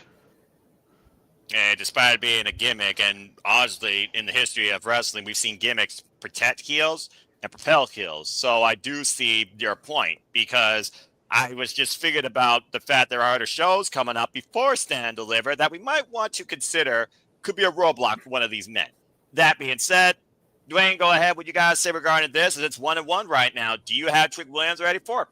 No, I do not. I got Eddie Thorpe. I'm 1,000% what Walter said. He took basically word for word what I was going to say. You can't get behind the man if you don't put wins on him. But this is also a match where Trick Williams can afford to lose, because number one, he's not if it's four corners like I think it's going to be, he can not take a pinfall. He's still protected in a way. But then Emmanuel brought up as well, you got Wesley out there. He's still wanting a little payback from Trick Williams as well. This could probably come back where somebody could come in and try to help Eddie Thorpe some sort of way, tie him up, drag him around the corners one way. However, it doesn't matter. I think this is where we're going to see the dark side of Eddie Thorpe come out finally. You know, he's been teasing it, the heel. He's a heel, we know, but he's going to be a vindictive one like we think it's going to be. You know, I think they're going to strap a rocket to Eddie Thorpe here pretty soon. My money's with Eddie Thorpe. All right. Fair enough. JJ, what you got to say in addition to that? Because when I first saw this match, I was going to go with Eddie Thorpe as well, because ever since he stopped being the DJ, it's like he's trying to personify this character, and he's gotten opportunity, but he's come up butt-kissed from them. And this is now the biggest match in his NXT career. So what do you got to say regarding this, JJ? Again, it sucks sometimes having to follow Walter, because we're so much on the same frequency a lot of the times, since we both represent this NXT to the fullest. Yep. You know, you guys made the comment earlier when it came to Ethan Page that if he lost to Javon Evans, where does Ethan Page go? Take that statement, asserted here with Eddie Thorpe. If Eddie Thorpe loses, what does he do? The Nothing. biggest problem with the NXT men's division, aside from it not being as deep as the women, too many heels, not enough baby faces. You can't afford to send Trick down the dark path to heeldom. You need him to stay babyface. But Eddie Thorpe needs a huge victory to propel him. And to Noah's point, not only do we have a roadblock between here and Stand and Deliver, you have TNA Impact from the temple of NXT, Full Sail University, next week. Don't think there's not going to be a whole lot of crossover there. If you ever wanted to set up an invasion angle between the two companies, that's where you start it. Yep, I agree. You coming into the spiritual home, the sanctuary of NXT, and you're bringing the rival company? Oh no, bitch. We're here to fucking take y'all down. True brand supremacy battle. But yeah, and arguably your biggest babyface right now in NXT is Trick Williams. Everyone loves that gimmick. Everyone followed Trick on the journey. Everyone's following Trick to try and get back there. And Trick is showing how much he wants to get back there, even if it means losing his cool a little bit. But sometimes you got to show a little bit of ruthless aggression if you're going to get ahead in this business. So, yeah, man. Oh, gosh. Freaking I like it, dog. Booker T, the only thing he's got to his credit is the fact that he literally made that a thing that might as well be on Spotify. Is that the only thing he has to his credit, or does he have a certain prodigy who will be speaking about next to his credit as well? Okay. As the most biased commentator in NXT, absolutely 100%. And the King Bees who were on TNA tonight, and Maya World who was on Dynamite last night. I'm just saying, we talked about it before we went live. Great week for Reality of Wrestling. Yeah, good stuff for his company. Go follow it on YouTube, folks. Just saying. Seriously, it is a good company, though. And Booker T, even though, again, commentary, no. The man's given just due to the future of this business, including being part of the LFG show on A&E. So, again, no disrespect to Booker T. But seriously, commentary, Vic Joseph, Corey Graves, please. Two men booths, so much better.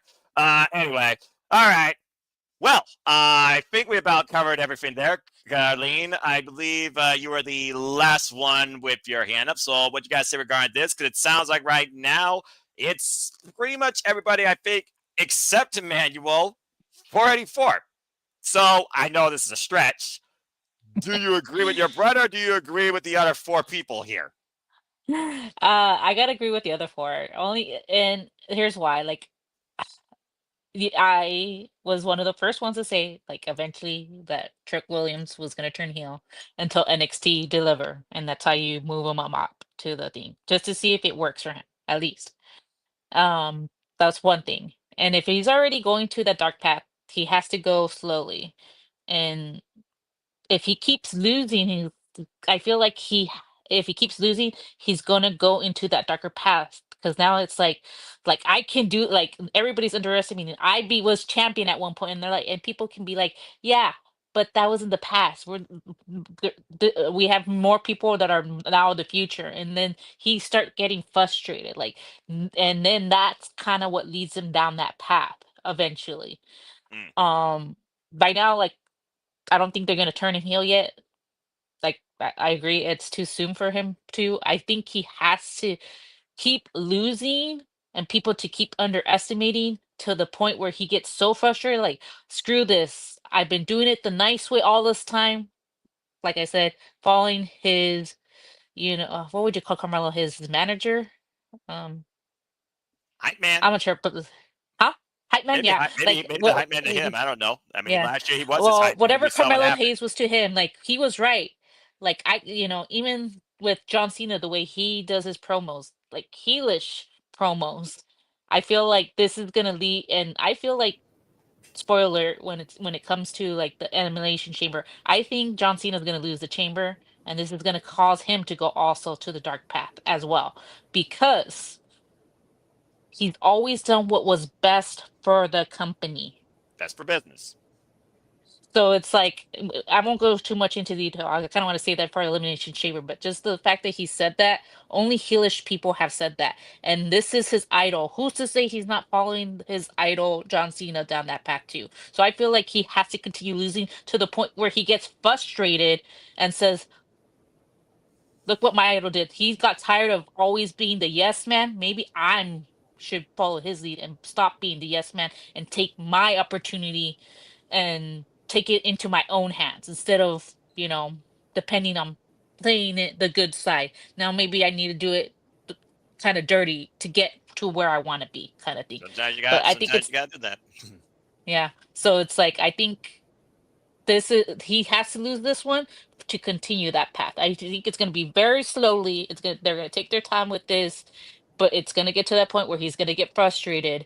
And just like John Cena, when because he only has this year to reign that championship, where he's like, freaking, like, if I have to cheat to get to this point, I will, because I really want that title. And I think Trick Williams is on that same path as John Cena. That's fair. And I'm going to say this right now. I'm just really curious to hear what John Cena's post-media scrum after the Elimination Chamber is going to be. Just saying. That being said, the man that can't stand that name, I see his hand went up when you mentioned it. What you got to say real quick, man, before we get into our main event? No, I'm about to say, like, the only way I can see that if the new faction does, screw Trick Williams, but like I said before, like you guys are asking what's next for Eddie. If Sean Spears does not dethrone Tony D'Angelo, that's his next, challenge, the North American title, and boost him up, because let's admit it, that's a step up. You don't want to put him in the main title right away, because how many people have just skipped, unless they really have high hopes with A. Thorpe as the main inventor, then yeah, boost him up, just like Obafemi, rush him to the top. But I'm telling you, I don't see it yet. I feel like he need more of a mid card because of his physique and stature. That's why I'm leaning more towards Trick. But I'm not gonna try to convince you guys. If you want to lose the point, that's great. If I lose the point, oh well, I was wrong. But that's how I feel about it. It's a mid card business. I respect anybody that actually commits to what they believe in. All right. So, I mean, again, die on that sword. It's one of those things. So let's go ahead and see now how unanimous I feel is going to be match tonight. Should be man of the night. Has probably the most to talk about tonight. And as always, here's to be predicting. Everybody will get their thoughts. But again, I went clockwise, and I also do these things with a purpose. Last year's champion, the only woman on this panel. She's going to kick things off. So without further ado, everyone's had a lot of fun. There's been a lot of great talks, unique discussion. But let's go ahead and talk about what truly feels like the main event for the NXT Women's Championship. It is Beautiful Madness Julia defending the gold against Roxanne Perez, Bayley, and Cora Jade. Originally, this match was going to be Bayley versus Julia, since Bayley came back down to NXT to kind of, I would say, prepare Roxanne Perez for what could be the next stage of her career, considering how you look at what Bayley was to NXT, how Roxanne Perez first started to be in NXT, the role model and the stars that both these individuals have become in and out of WWE on their respective brands. Bayley, of course, Grand Slam champion, and of course the huge moment of trailblazing that she led, including inspiring one, Izzy Moreno. And at one point, Roxanne Perez saying, "It looks like I'm your role model now. I'm your biggest inspiration." To the point she mocked the hugger gimmick this past Tuesday that cost Bayley a huge monumental career win for Cora Jade, that Ava Raine decided to put Cora Jade into this match. And despite the fact Cora Jade and Roxanne Perez have both lost as a tag team to Julia and Bayley, we now are in a fatal four-way situation where I might want to add to your thoughts, Arlene. There's a certain Royal Rumble winner that's looking to be inspired by NXT. Now, I'm not going to say anything else because I know everyone's got a lot to say about this, and as an African women's wrestling, I've gone about this match all night because to me, this is the only match that truly matters on this show because, Dwayne, I kind of agree this does feel like TV, but this match is going to be preview quality, damn it. Arlene, it's on you. Do you have a brand new NXT Women's Champion, or does the beautiful madness prevail against this star-studded field? Good luck. Okay, so I've been back and forth, so I will probably end up changing my pick on this one. Ah, But and I'll tell you why. Because once I started looking at this card, I kept thinking, like, they're not gonna make Julia lose the title, right? But then who has been appearing on TNA lately wanting to challenge for the TA Knockouts Championship? Cora. Now, what did they do with Roxanne and Jordan Grace? Roxy, Jordan Grace came and challenged for the championship. Who's to say that they not give this to Cora and then have her take the NXT title and challenge it to Masha Masha Slapovich. Slamovich. Savage. Okay, I wanted to pronounce it right. Respect. So who's to say that she might not challenge that title with the NXT Women's Championship title? This is why I kind of wanted to go first before JJ or Walter stole my idea as well. So I was like, please, and I was like, I messaged you too. I was like, oh, please let me go because I don't want JJ or Walter to You're steal just my lucky you idea. were in that square, because if you weren't in that square, you would not have been first. But go ahead.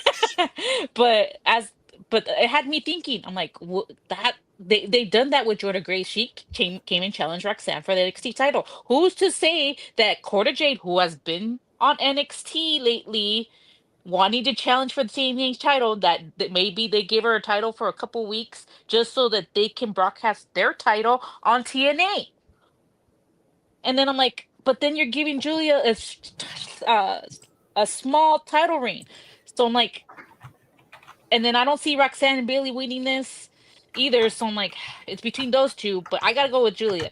But I can't stop thinking about the fact that Cora Jade is has been going to TNA, wanting to challenge for that championship, and it makes me think that maybe they might give it to her just to get that exposure in TNA, fulfilling their title. And she could eat the pin. It's okay, but at least they're bringing in the TNA Knockouts division up as well as a result, because they were able to hang with someone from NXT, and Cora can eat the pin, honestly. But that's what got me thinking. And but I hope that's not something that they're gonna try to do, but it had me thinking about that. But for right I now, I'm love gonna go with that. Julia. I'm All gonna go right. with Julia for right now, but just the fact that Cora Jade's been going to TNA, I'm like, could they give this to Cora just so that they can bring that title over there and get that exposure over there in TNA? And I can see that happening. So that is why I'm like, I might end up changing my pick maybe later on. I don't know, but that's where my mind's going right I love it. I love the fact your mind is just rumming right now with the possibilities of there being a new champion, but also Julia Ricciani, but how TNA can still be involved in this as well, because that lends some thoughts for me to think about as well, because I also think about TNA with this, and I think about Elena Black, the former Cora Jade, involved in violent, beautiful death matches that Masha absolutely loves. And yes, it is inevitable that Masha will face Cora Jade, defending the TNA Knockouts World Championship, I feel like, as Cora has been taking this different path, but also as Tessa Blanchard, just saying. So, again, there's a lot of NXT and A to think about here with the two most predominant women's division on the Western Front, although AEW has so much potential, but Tony Khan, you need to do your work better. So, I love that. But that being said, we're going around the horn. As I said, someone's going to get their thoughts. We're going counterclockwise, and Arlene has set the ballot for Julia retaining the NXT Women's Championship. All right, Dwayne, now it's on you. So what do you guys say regarding this? And again, to Arlene's point, Roxanne and Bailey are both involved right now in main roster business concerning the Elimination Chamber. Because regardless of this match, Roxanne has a chance to become part of the field that Bailey is part of, beating Raquel Rodriguez this Monday on Raw. So think about that, cause and effect. There's a lot here where you can think about no one here deserves to lose, but someone has to. So Dwayne, what do you guys say regarding this? The only thing that would make this match so better is if it was an elimination match. Oh, I kind of like what Arlene said. I like what Arlene said. I gotta admit that was probably one of the furthest things from my mind. However, I like it. I like it a lot. I'm just going to make this short and simple. This is Roxanne Perez's swan song, I think. She's going to the main roster. She's going to beat Raquel Monday night to be in the Elimination Chamber match. I think Julia's going to take the pin. Is going to pin her, on the way out. I think it's safe to bet nobody here has even considered Bayley winning this title, right? I mean, this is where it gets me where it leaves Cora Jade. I think if it ain't going to be Stephanie McCure beating her, I think it's going to be Cora Jade. She's been long overdue for a title run to me, even though injuries keep getting in the way with her. But to me, it's Julia's retaining this Roxanne Perez's swan song. That's fair. I can definitely respect that thought. And now, Mr. NXT, JJ, you heard what Roxanne says, that when it comes to that NXT Women's Championship, nothing else matters, including friends. Yet, it was Roxanne's inadvertent distraction that allowed her friend to now be part of this women's four-way dance. The daughters of CM Punk, if you like to call them. And again, you have said it verbatim. If it wasn't for that injury, Cora Jade very well could have been Roxanne Perez, NXT, quote unquote. JJ, it's now on you. What you got to say regarding this four-way dance for the NXT Women's Championship? So far, we got two saying Julia is going to retain. Well, I'm going to start off by saying that Arlene had every right to be worried, because almost every word that she said was shit that was going through my head. With the exception of who she has picked to win. Because I have a new champion. Oh, here we go. I am going for Cora Jade. Because you're right. Last year's Roxanne run was supposed to be Cora's. However, you don't want to give a heel that moment on a stand and deliver stage, on a WrestleMania stage. You want to give her that moment beforehand. Otherwise, you're going to end up turning her babyface in the process. And you don't want to turn her babyface. You want to coronate the next new face of the company in a moment like that. A juggernaut, perhaps.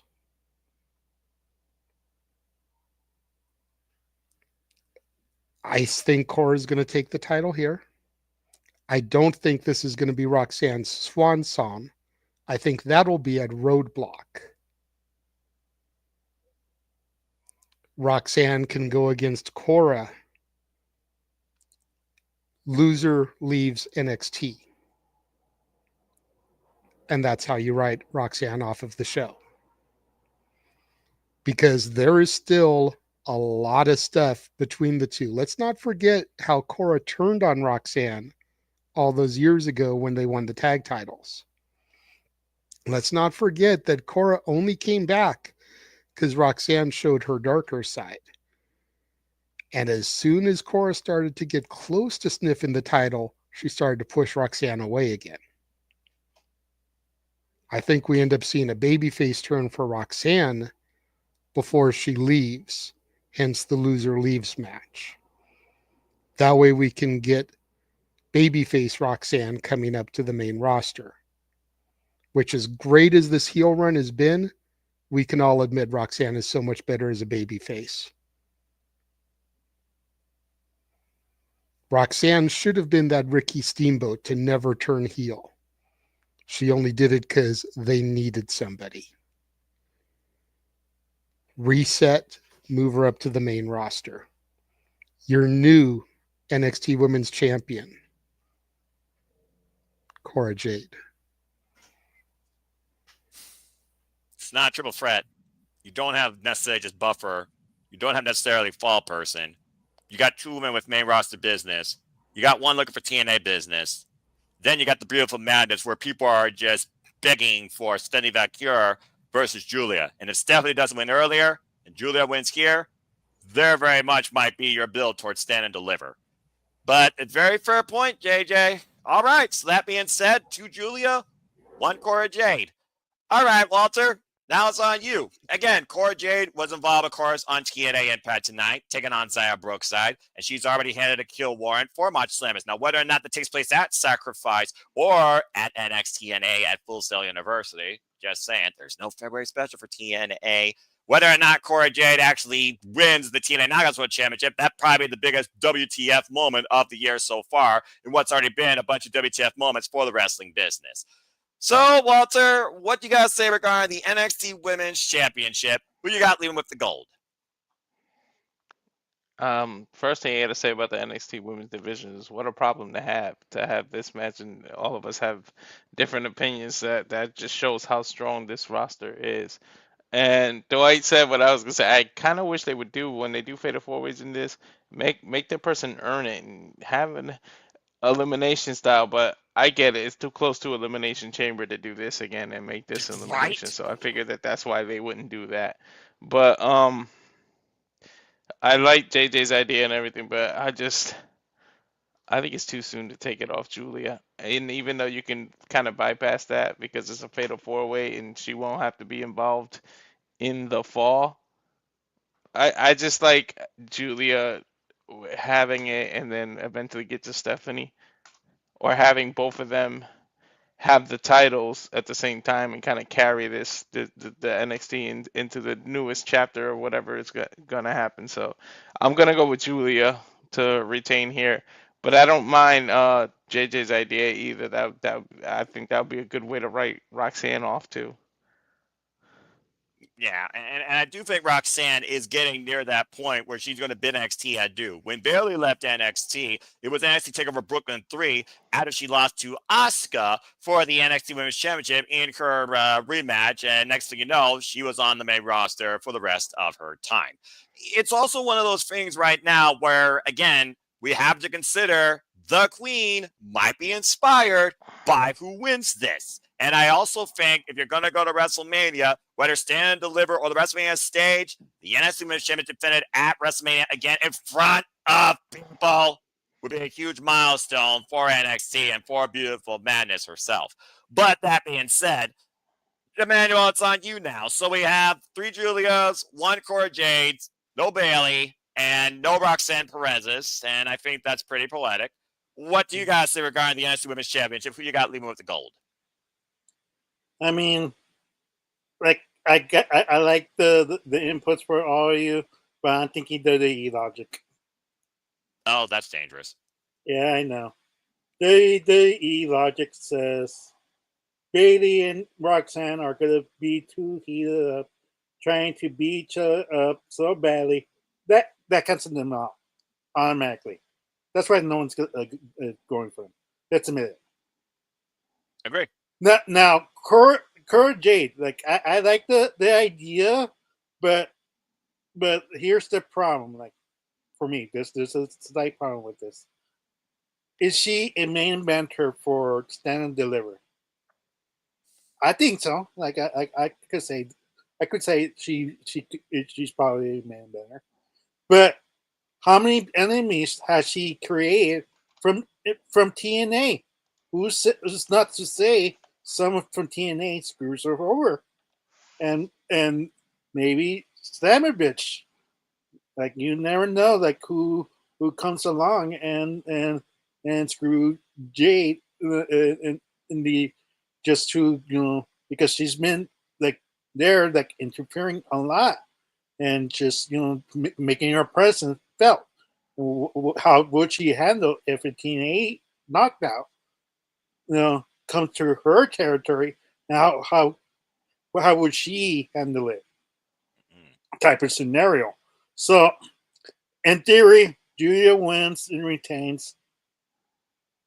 Cora eventually will win it because that way, the next year, you build her up as a main event heel, and and dominate the reigns. Like let her have this long cure run, because if she gains it right now, who's to say that she holds it for long? I'm not sure.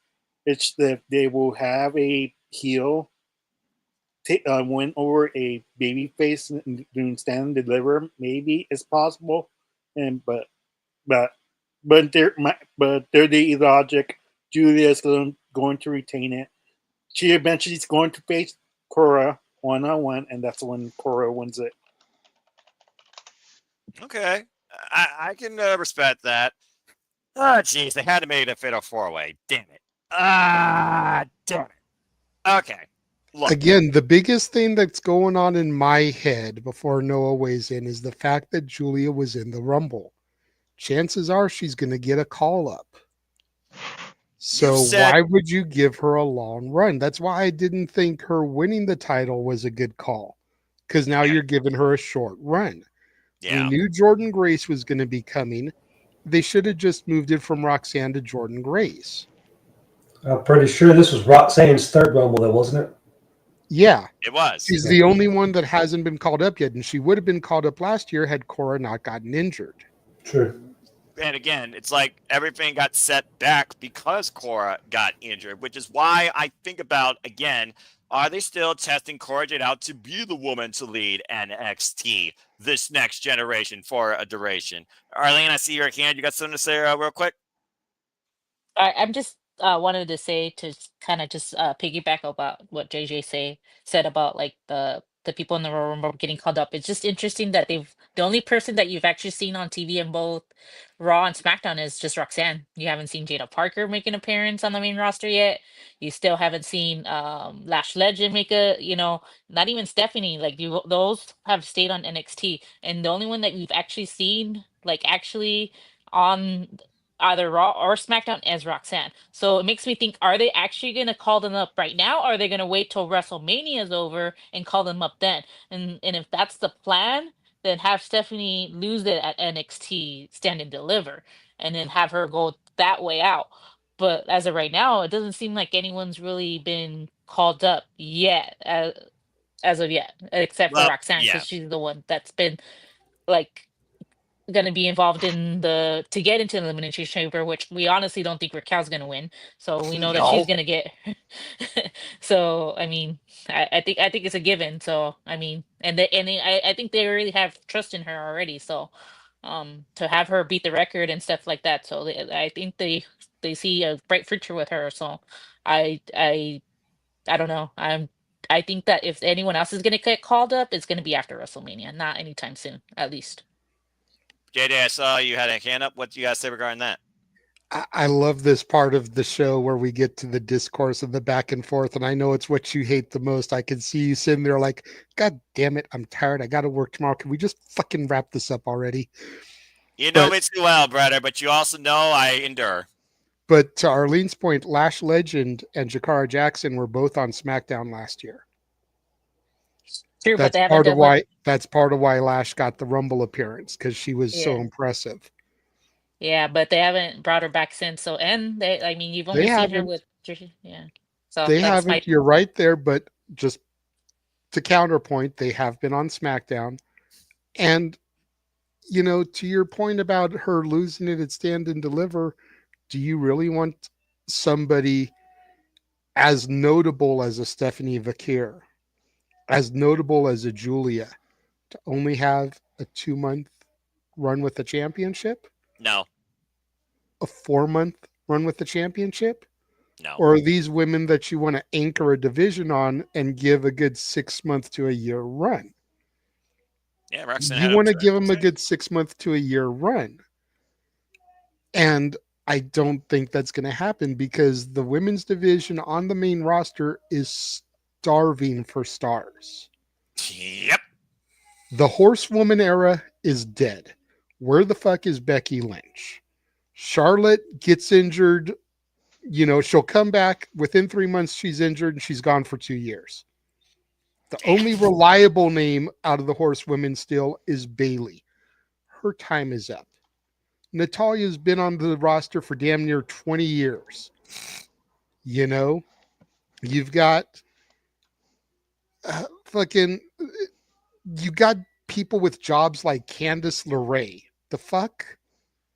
They need new talent to cycle in that's going to carry the division for 10 years.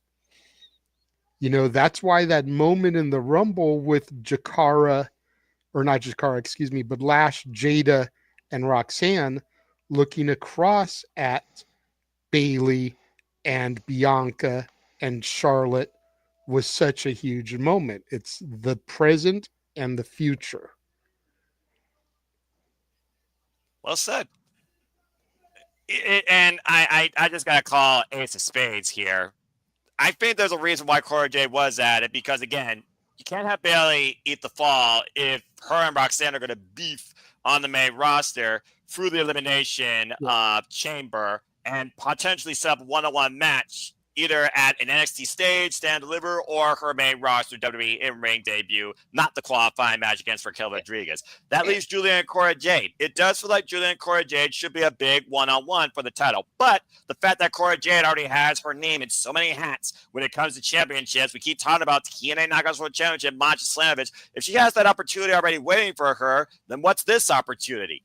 I don't want to say she's going to go back-to-back losing, but it kind of feels like that, unfortunately. So what do? And the fact that Julia respects Bailey so much, and Bailey, being the veteran that she is already in the chamber, Bailey, I think, could actually eat the fall, and it protects Cora in case, she fails against Masha, and she still has yet to fall to Julia. Fallout between Roxanne Perez and Cora Jade is 100%, I think, going to come because both these women are going to be a roadblock to the NXT Women's Championship against each other. And maybe that could be Roxanne Perez's swan song. It really depends. But either way, Julia, in my opinion, needs to retain to continue to elevate the NXT Women's Championship that she just won off of Roxanne back at New Year's Evil, which, might I add, was not even a month and a half ago. And why Charlotte Flair might literally come back for the NXT Women's Championship. There's that speculation. People want to see the hat trick, want to see the rubber with Mommy, Rhea Ripley, and the Queen. People have been clamoring for the dream match. Tiffany Stratton versus Charlotte Flair. Will she take her up on that? I don't know. She calls one a kid. She says the other one still needs to mature. Then we got Nia Jax back in the title mixture. Blech. But it's just one of those things right now where I see Bayley versus Roxanne Perez coming up during WrestleMania weekend. I can see that being the Stand Deliver exhibition. But right now, you got to have Julia retain. Just continue the aspect of Julia versus Cora Jade or even Julia versus Stephanie Valkyrie. So either way, beautiful madness will prevail across this field. And I'm going to say that Bayley's the one that needs the fall here to protect Cora Jade and Roxanne Perez, considering Roxanne has a match on Monday night and Cora Jade has a big TNA opportunity coming up. So I got Julia winning, pinning Bayley. But this is going to be an incredible match. And Walter, I'm pretty sure this match is going to make our top 10 for the month of February. It might even be better than Saya Kamatani versus Susan Suzuki from Stardom. And that's how much of a high standard I'm giving it, considering the talent involved here and the stories mesh. I just can't wait to see Roxanne Perez and Cora Jade have a fallout again. It's going to be very interesting. It better make your top 10. There was no NXT matches for January. Damn it. I made Julia and Roxanne Perez an honorable mention, but at the end of the day, the women's matches were mostly underwhelming.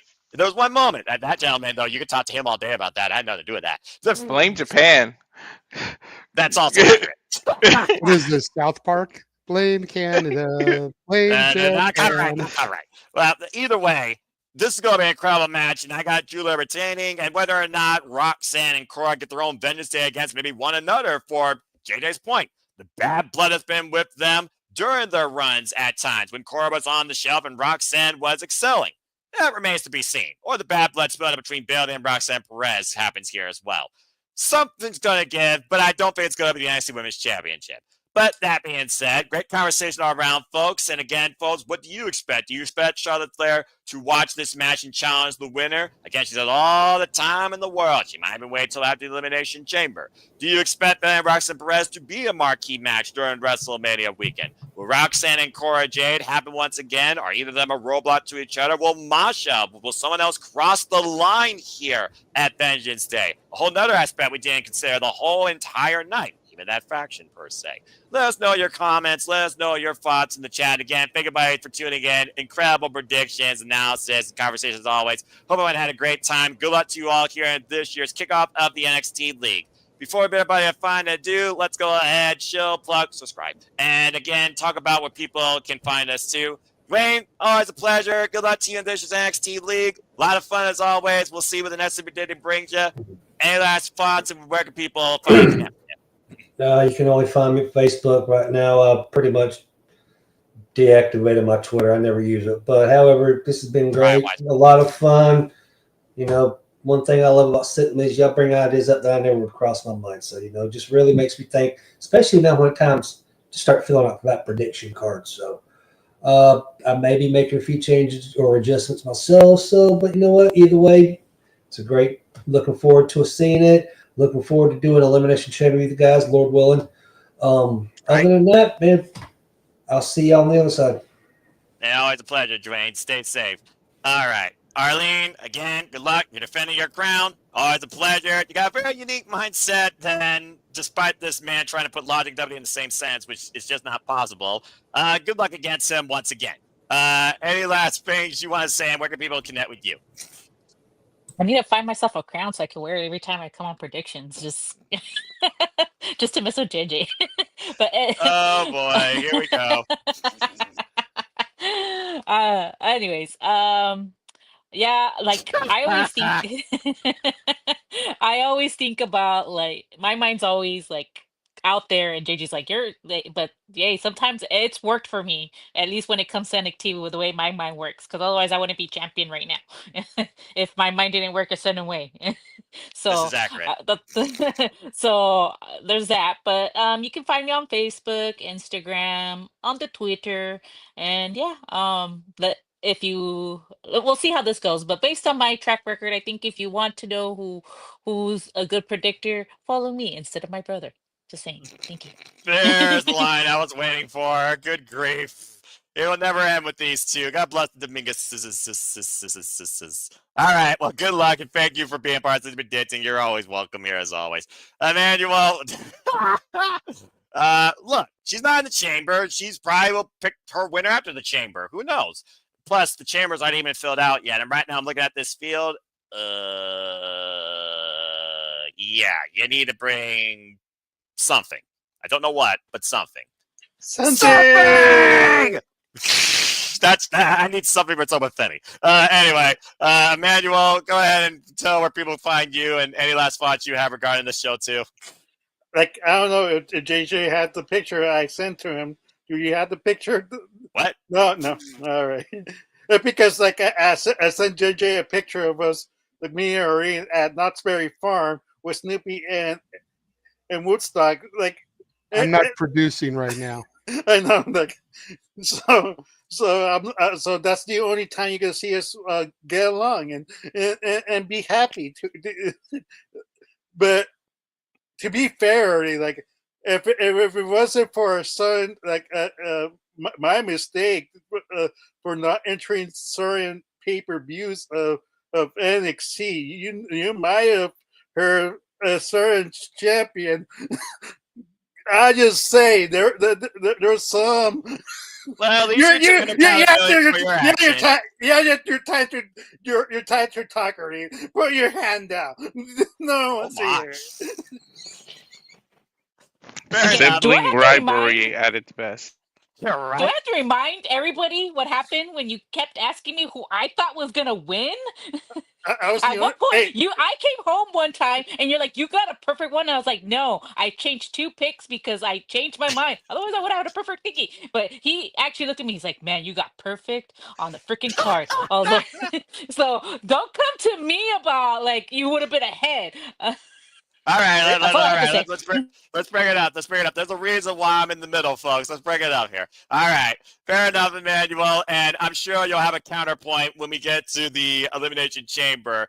I forget right now in the WWE League which one of you had a better now if you both tied, but it's somewhere on my social media. You all can look it up. We had the same points to be honest. Yeah, we had the same points. Right now, need to add these two to the card against one another. Honestly, I might just put these two in a league of their own. They're already part of the friggin' WWE, NXT, and pretty much they are part of the Simulable Studios at this point with me, JJ, and you. So, I mean, I don't know. We'll see. Anyway, thank you both. Always appreciate you, Dominguez sisters. I just have to say one thing. Like, for now on, I have to think about how WWE will book it, because I feel like for the most part, I could have gotten more points. I should have known better that Charlie would have won. I should have known better that like a certain Io Sky would be number one, because that made sense. She's the popular one. Like there are certain things that That's made fair. sense. Like that I should have just sat down, but I made a mistake. Like that just last year. I was just thinking too much to my heart. Now, not Well, for now on, I gotta start saying dirty logic. So you're gonna hear that a bunch of this conversation throughout oh, this good year. grief. But they're going to be a Pee Wee Herman secret word phrase at this point. WWE logic and subscribe. What the hell's happening here? I'm just going to figure out a way to overlay the word subscribe or WWE logic now when it freaking comes up, because he freaking said that on a freaking white transparency background. Damn it. Anyway, all right. I appreciate you both. Yeah, all you need is the horns. Yeah, he said some secret. All right, we are not going to overkill a gimmick. There's a reason why y'all said his name. I did not bring up the picture or had the theme played, all right? And only did the something thing once. So that being said, gimmicks rest aside for the night. So do your brains. Good luck in the predicting this weekend. All right. Well, Walter, you and I got a busy weekend ahead. We're going to be calling Vengeance Day, not to mention AEW Grand Slam, where I might also be thinking about my heart when it comes to the face of TBS, but that's a whole different conversation and roast for another evening. That being said, subscribe. Walter, always a pleasure. Subscribe. I look forward to this weekend. We, of course, have the two shows and the shenanigans. Subscribe. But go ahead and tell where people can find and connect with you. Subscribe. And also, any last thoughts you have regarding this weekend Vengeance Day show, too. Subscribe. I freaking love you, Noah. But it's the word of the year. Subscribe. Just right. I got to go to a different studio to get your graphics, though. Give me a second. Things might change here a little bit, folks. Just level with us. There it Don't is. worry about it. I was only going to show the one, just at Rage of Wrestling YouTube. And now I got to say it, Mamacita. Sorry, Arlene, you have to see that. But oh, that's right. She's never saw that before. Whoops. No, I've seen it. I've seen it on the new DQ review and everything. I've been on the predictions. Say she watches the content. She knows. Yeah. Right. I know. Yeah, I mean, she should know. I have to tell Walter that if we go to NXT Stand and Deliver, I will make it my mission to have a picture or try to see if I can get a video of her saying something to him to just make his year. And so his wife can kill him later. Arlene, if you go to Stand and Deliver, you should print that out as an 8x10 and get her to sign it for him. Yeah. That's what I'm saying. Gosh. And then his wife can kill him later, and then we know what happened to Walter. Plug it. Oh my God! If she plugs the channel, then I'll have her write to Walter on like her cheek or something, and then sign it. Yeah. So it looks like his name is tattooed on her butt. Right? I would love you forever. All I have to say is here. Look, all I have to say is Oreen saw the attitude of her. She's selling more wars. The pimps, the hoes, Balbina's with.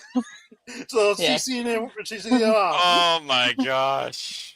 And we have gone down a deep, deep spiral where this show is going to hell. Subscribe. The word of the year, because definitely if you get me to 300, that the hot ones. Although I think I need a doctor on call for that. Yeah, but, about to say, you really realize your health right now might be at risk with what you're trying to do, you crazy fool? Hey man, anything's possible. Let's see. Yeah. I don't know what I'm going to do with you and y'all's logic in mind. So, all right. Well, thank you, Walter. Appreciate you. I look forward to calling this and everything ahead to the weekend and the Watch on Schedule too. Well, JJ, again, priorities over passions aside, your brand is still going to stand and deliver come Saturday night before the actual show comes. And I know you also have a lot of great content to come still too. So go ahead and tell where people can find and connect with you. Always a pleasure. Well, you can find me on Instagram, the Renegade JJ Williams, X and Blue Sky, ROWJJ Williams, YouTube Casa D18 Studios. And I gotta say, Noah, for a man who hates plugging, who hates shilling, you sure have become quite the commercial endorsement. I'm just waiting for you to have a late night infomercial over here. Yeah. And as far as you, Missy, right now you are in the same realm as Vince Russo and David Arquette. one-time champion. Let's see you defend it. Let's see you become multi-time before you start running your yap about how great you are, okay? Right now, you are on the same level as Vince Russo and David Arquette. I can't even say Vince McMahon. He had the WWF and the ECW title. He's a two-time champion, okay? Mind yourself, little girl. Mind yourself. Basking in her glory. Good grief. Absolute gang warfare happening here on the Eagles. Oh, Lord, I love y'all. All right. I don't know what you mean by that. I'm just a guy that just does his job and helps his friends. Subscribe. But, well, I mean, that's the word of the day, right? Again, subscribe. Simply put, subscribe. All right. Yeah. Stop it. Stop it. I can't. I'm just trying to help him out. Dude needs the subscriptions. Dude deserves it. You all deserve it. I'm just here to endorse it. You know me. I don't dispute that. I try to help shill for him as much as we can, but you're always over here talking about how you don't like promoting, how you don't like shilling. Self-promoting. And every fucking word out of your mouth today has been subscribe, subscribe, subscribe, subscribe, subscribe. It's like, dude, come on. But I mean, again, am I promoting myself? Nah. Keyword, JJ, self-promoting. The only reason I self-promote is because it encourages people to have fun and just to enjoy wrestling. And it also tells people what to do the Predictions League. So people are like, how do I join these? Because turns out people actually like to have fun with wrestling. Ain't that some crazy shit? It's not just about constantly bickering over pointless nonsense, calling somebody a mark, whether or not you wear certain eyewear or you're from a certain state or you believe the crap that comes out your own damn mouth as if it's the gospel itself. You know who you are if you exist in internet land. I'm going to leave you anonymous as you try and look at yourself in the mirror and find out exactly who you are. Why did you become timeless? What the hell's happening here? That's gonna trigger it. The Glamour will freaking put that timeless one-hit wonder in the past once and for all. Down under, mark my freaking words. Sorry. Anyway. He just knows how to push the buttons. He just knows how to push the right buttons. Always. You son of a gun. Just like my ATW family. Anyway. So Storm wins via disqualification. I'll allow that as long as it's still about the Glamour with the title. She will ascend back to her throne on March 9th in Los Angeles, the same place Timeless Tony won the title the first time at Full Gear.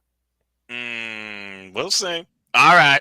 That being said, again, thank you all for tuning in. Again, if you want to be part of the Predictions League, follow me primarily on the social medias. I'm barely social as it is, but that's how I always update graphics. I shill no DQ. I shill these guys to subscribe. And again, you can be part of the Predictions Leagues by following me on the Twitter and on YouTube at nfoster1916.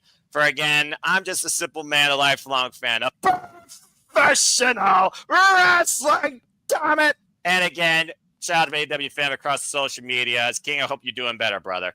There'll be another impromptu soon. They come up out of nowhere. Not sure when I'm going to do it again. Of course, Simply Liable has a lot of stuff coming up because this month we're going to definitely try to level up. We'll try a Cuphead campaign. We might talk a little bit about video games, plays that just had a state of play. Subscribe. And again, find the Twitch if you want. Subscribe. And also stay tuned for our next top 10 at the end of the month. Again, Simply Liable will be back this weekend across the Simply Liable studios covering NXT Vengeance Day, AEW Grand Slam, before we transition into the weekly Saturday Night Shenanigans, hosted by the Renegade of Wrestling, JJ Williams. So, again, stay tuned for all of that and so much more, too. As I always continue to remind you, that's just wrong. That's some Elon Musk shit right there. I just want to remind you, encourage you, there are no winners, no losers, no betters, just fans with opinions for this trash we all share. At the end of the day, folks, support one another, respect your terror, protect your mentality, too. Subscribe. Treasure your families, and just enjoy life and enjoy professional wrestling. It is truly as simple as that.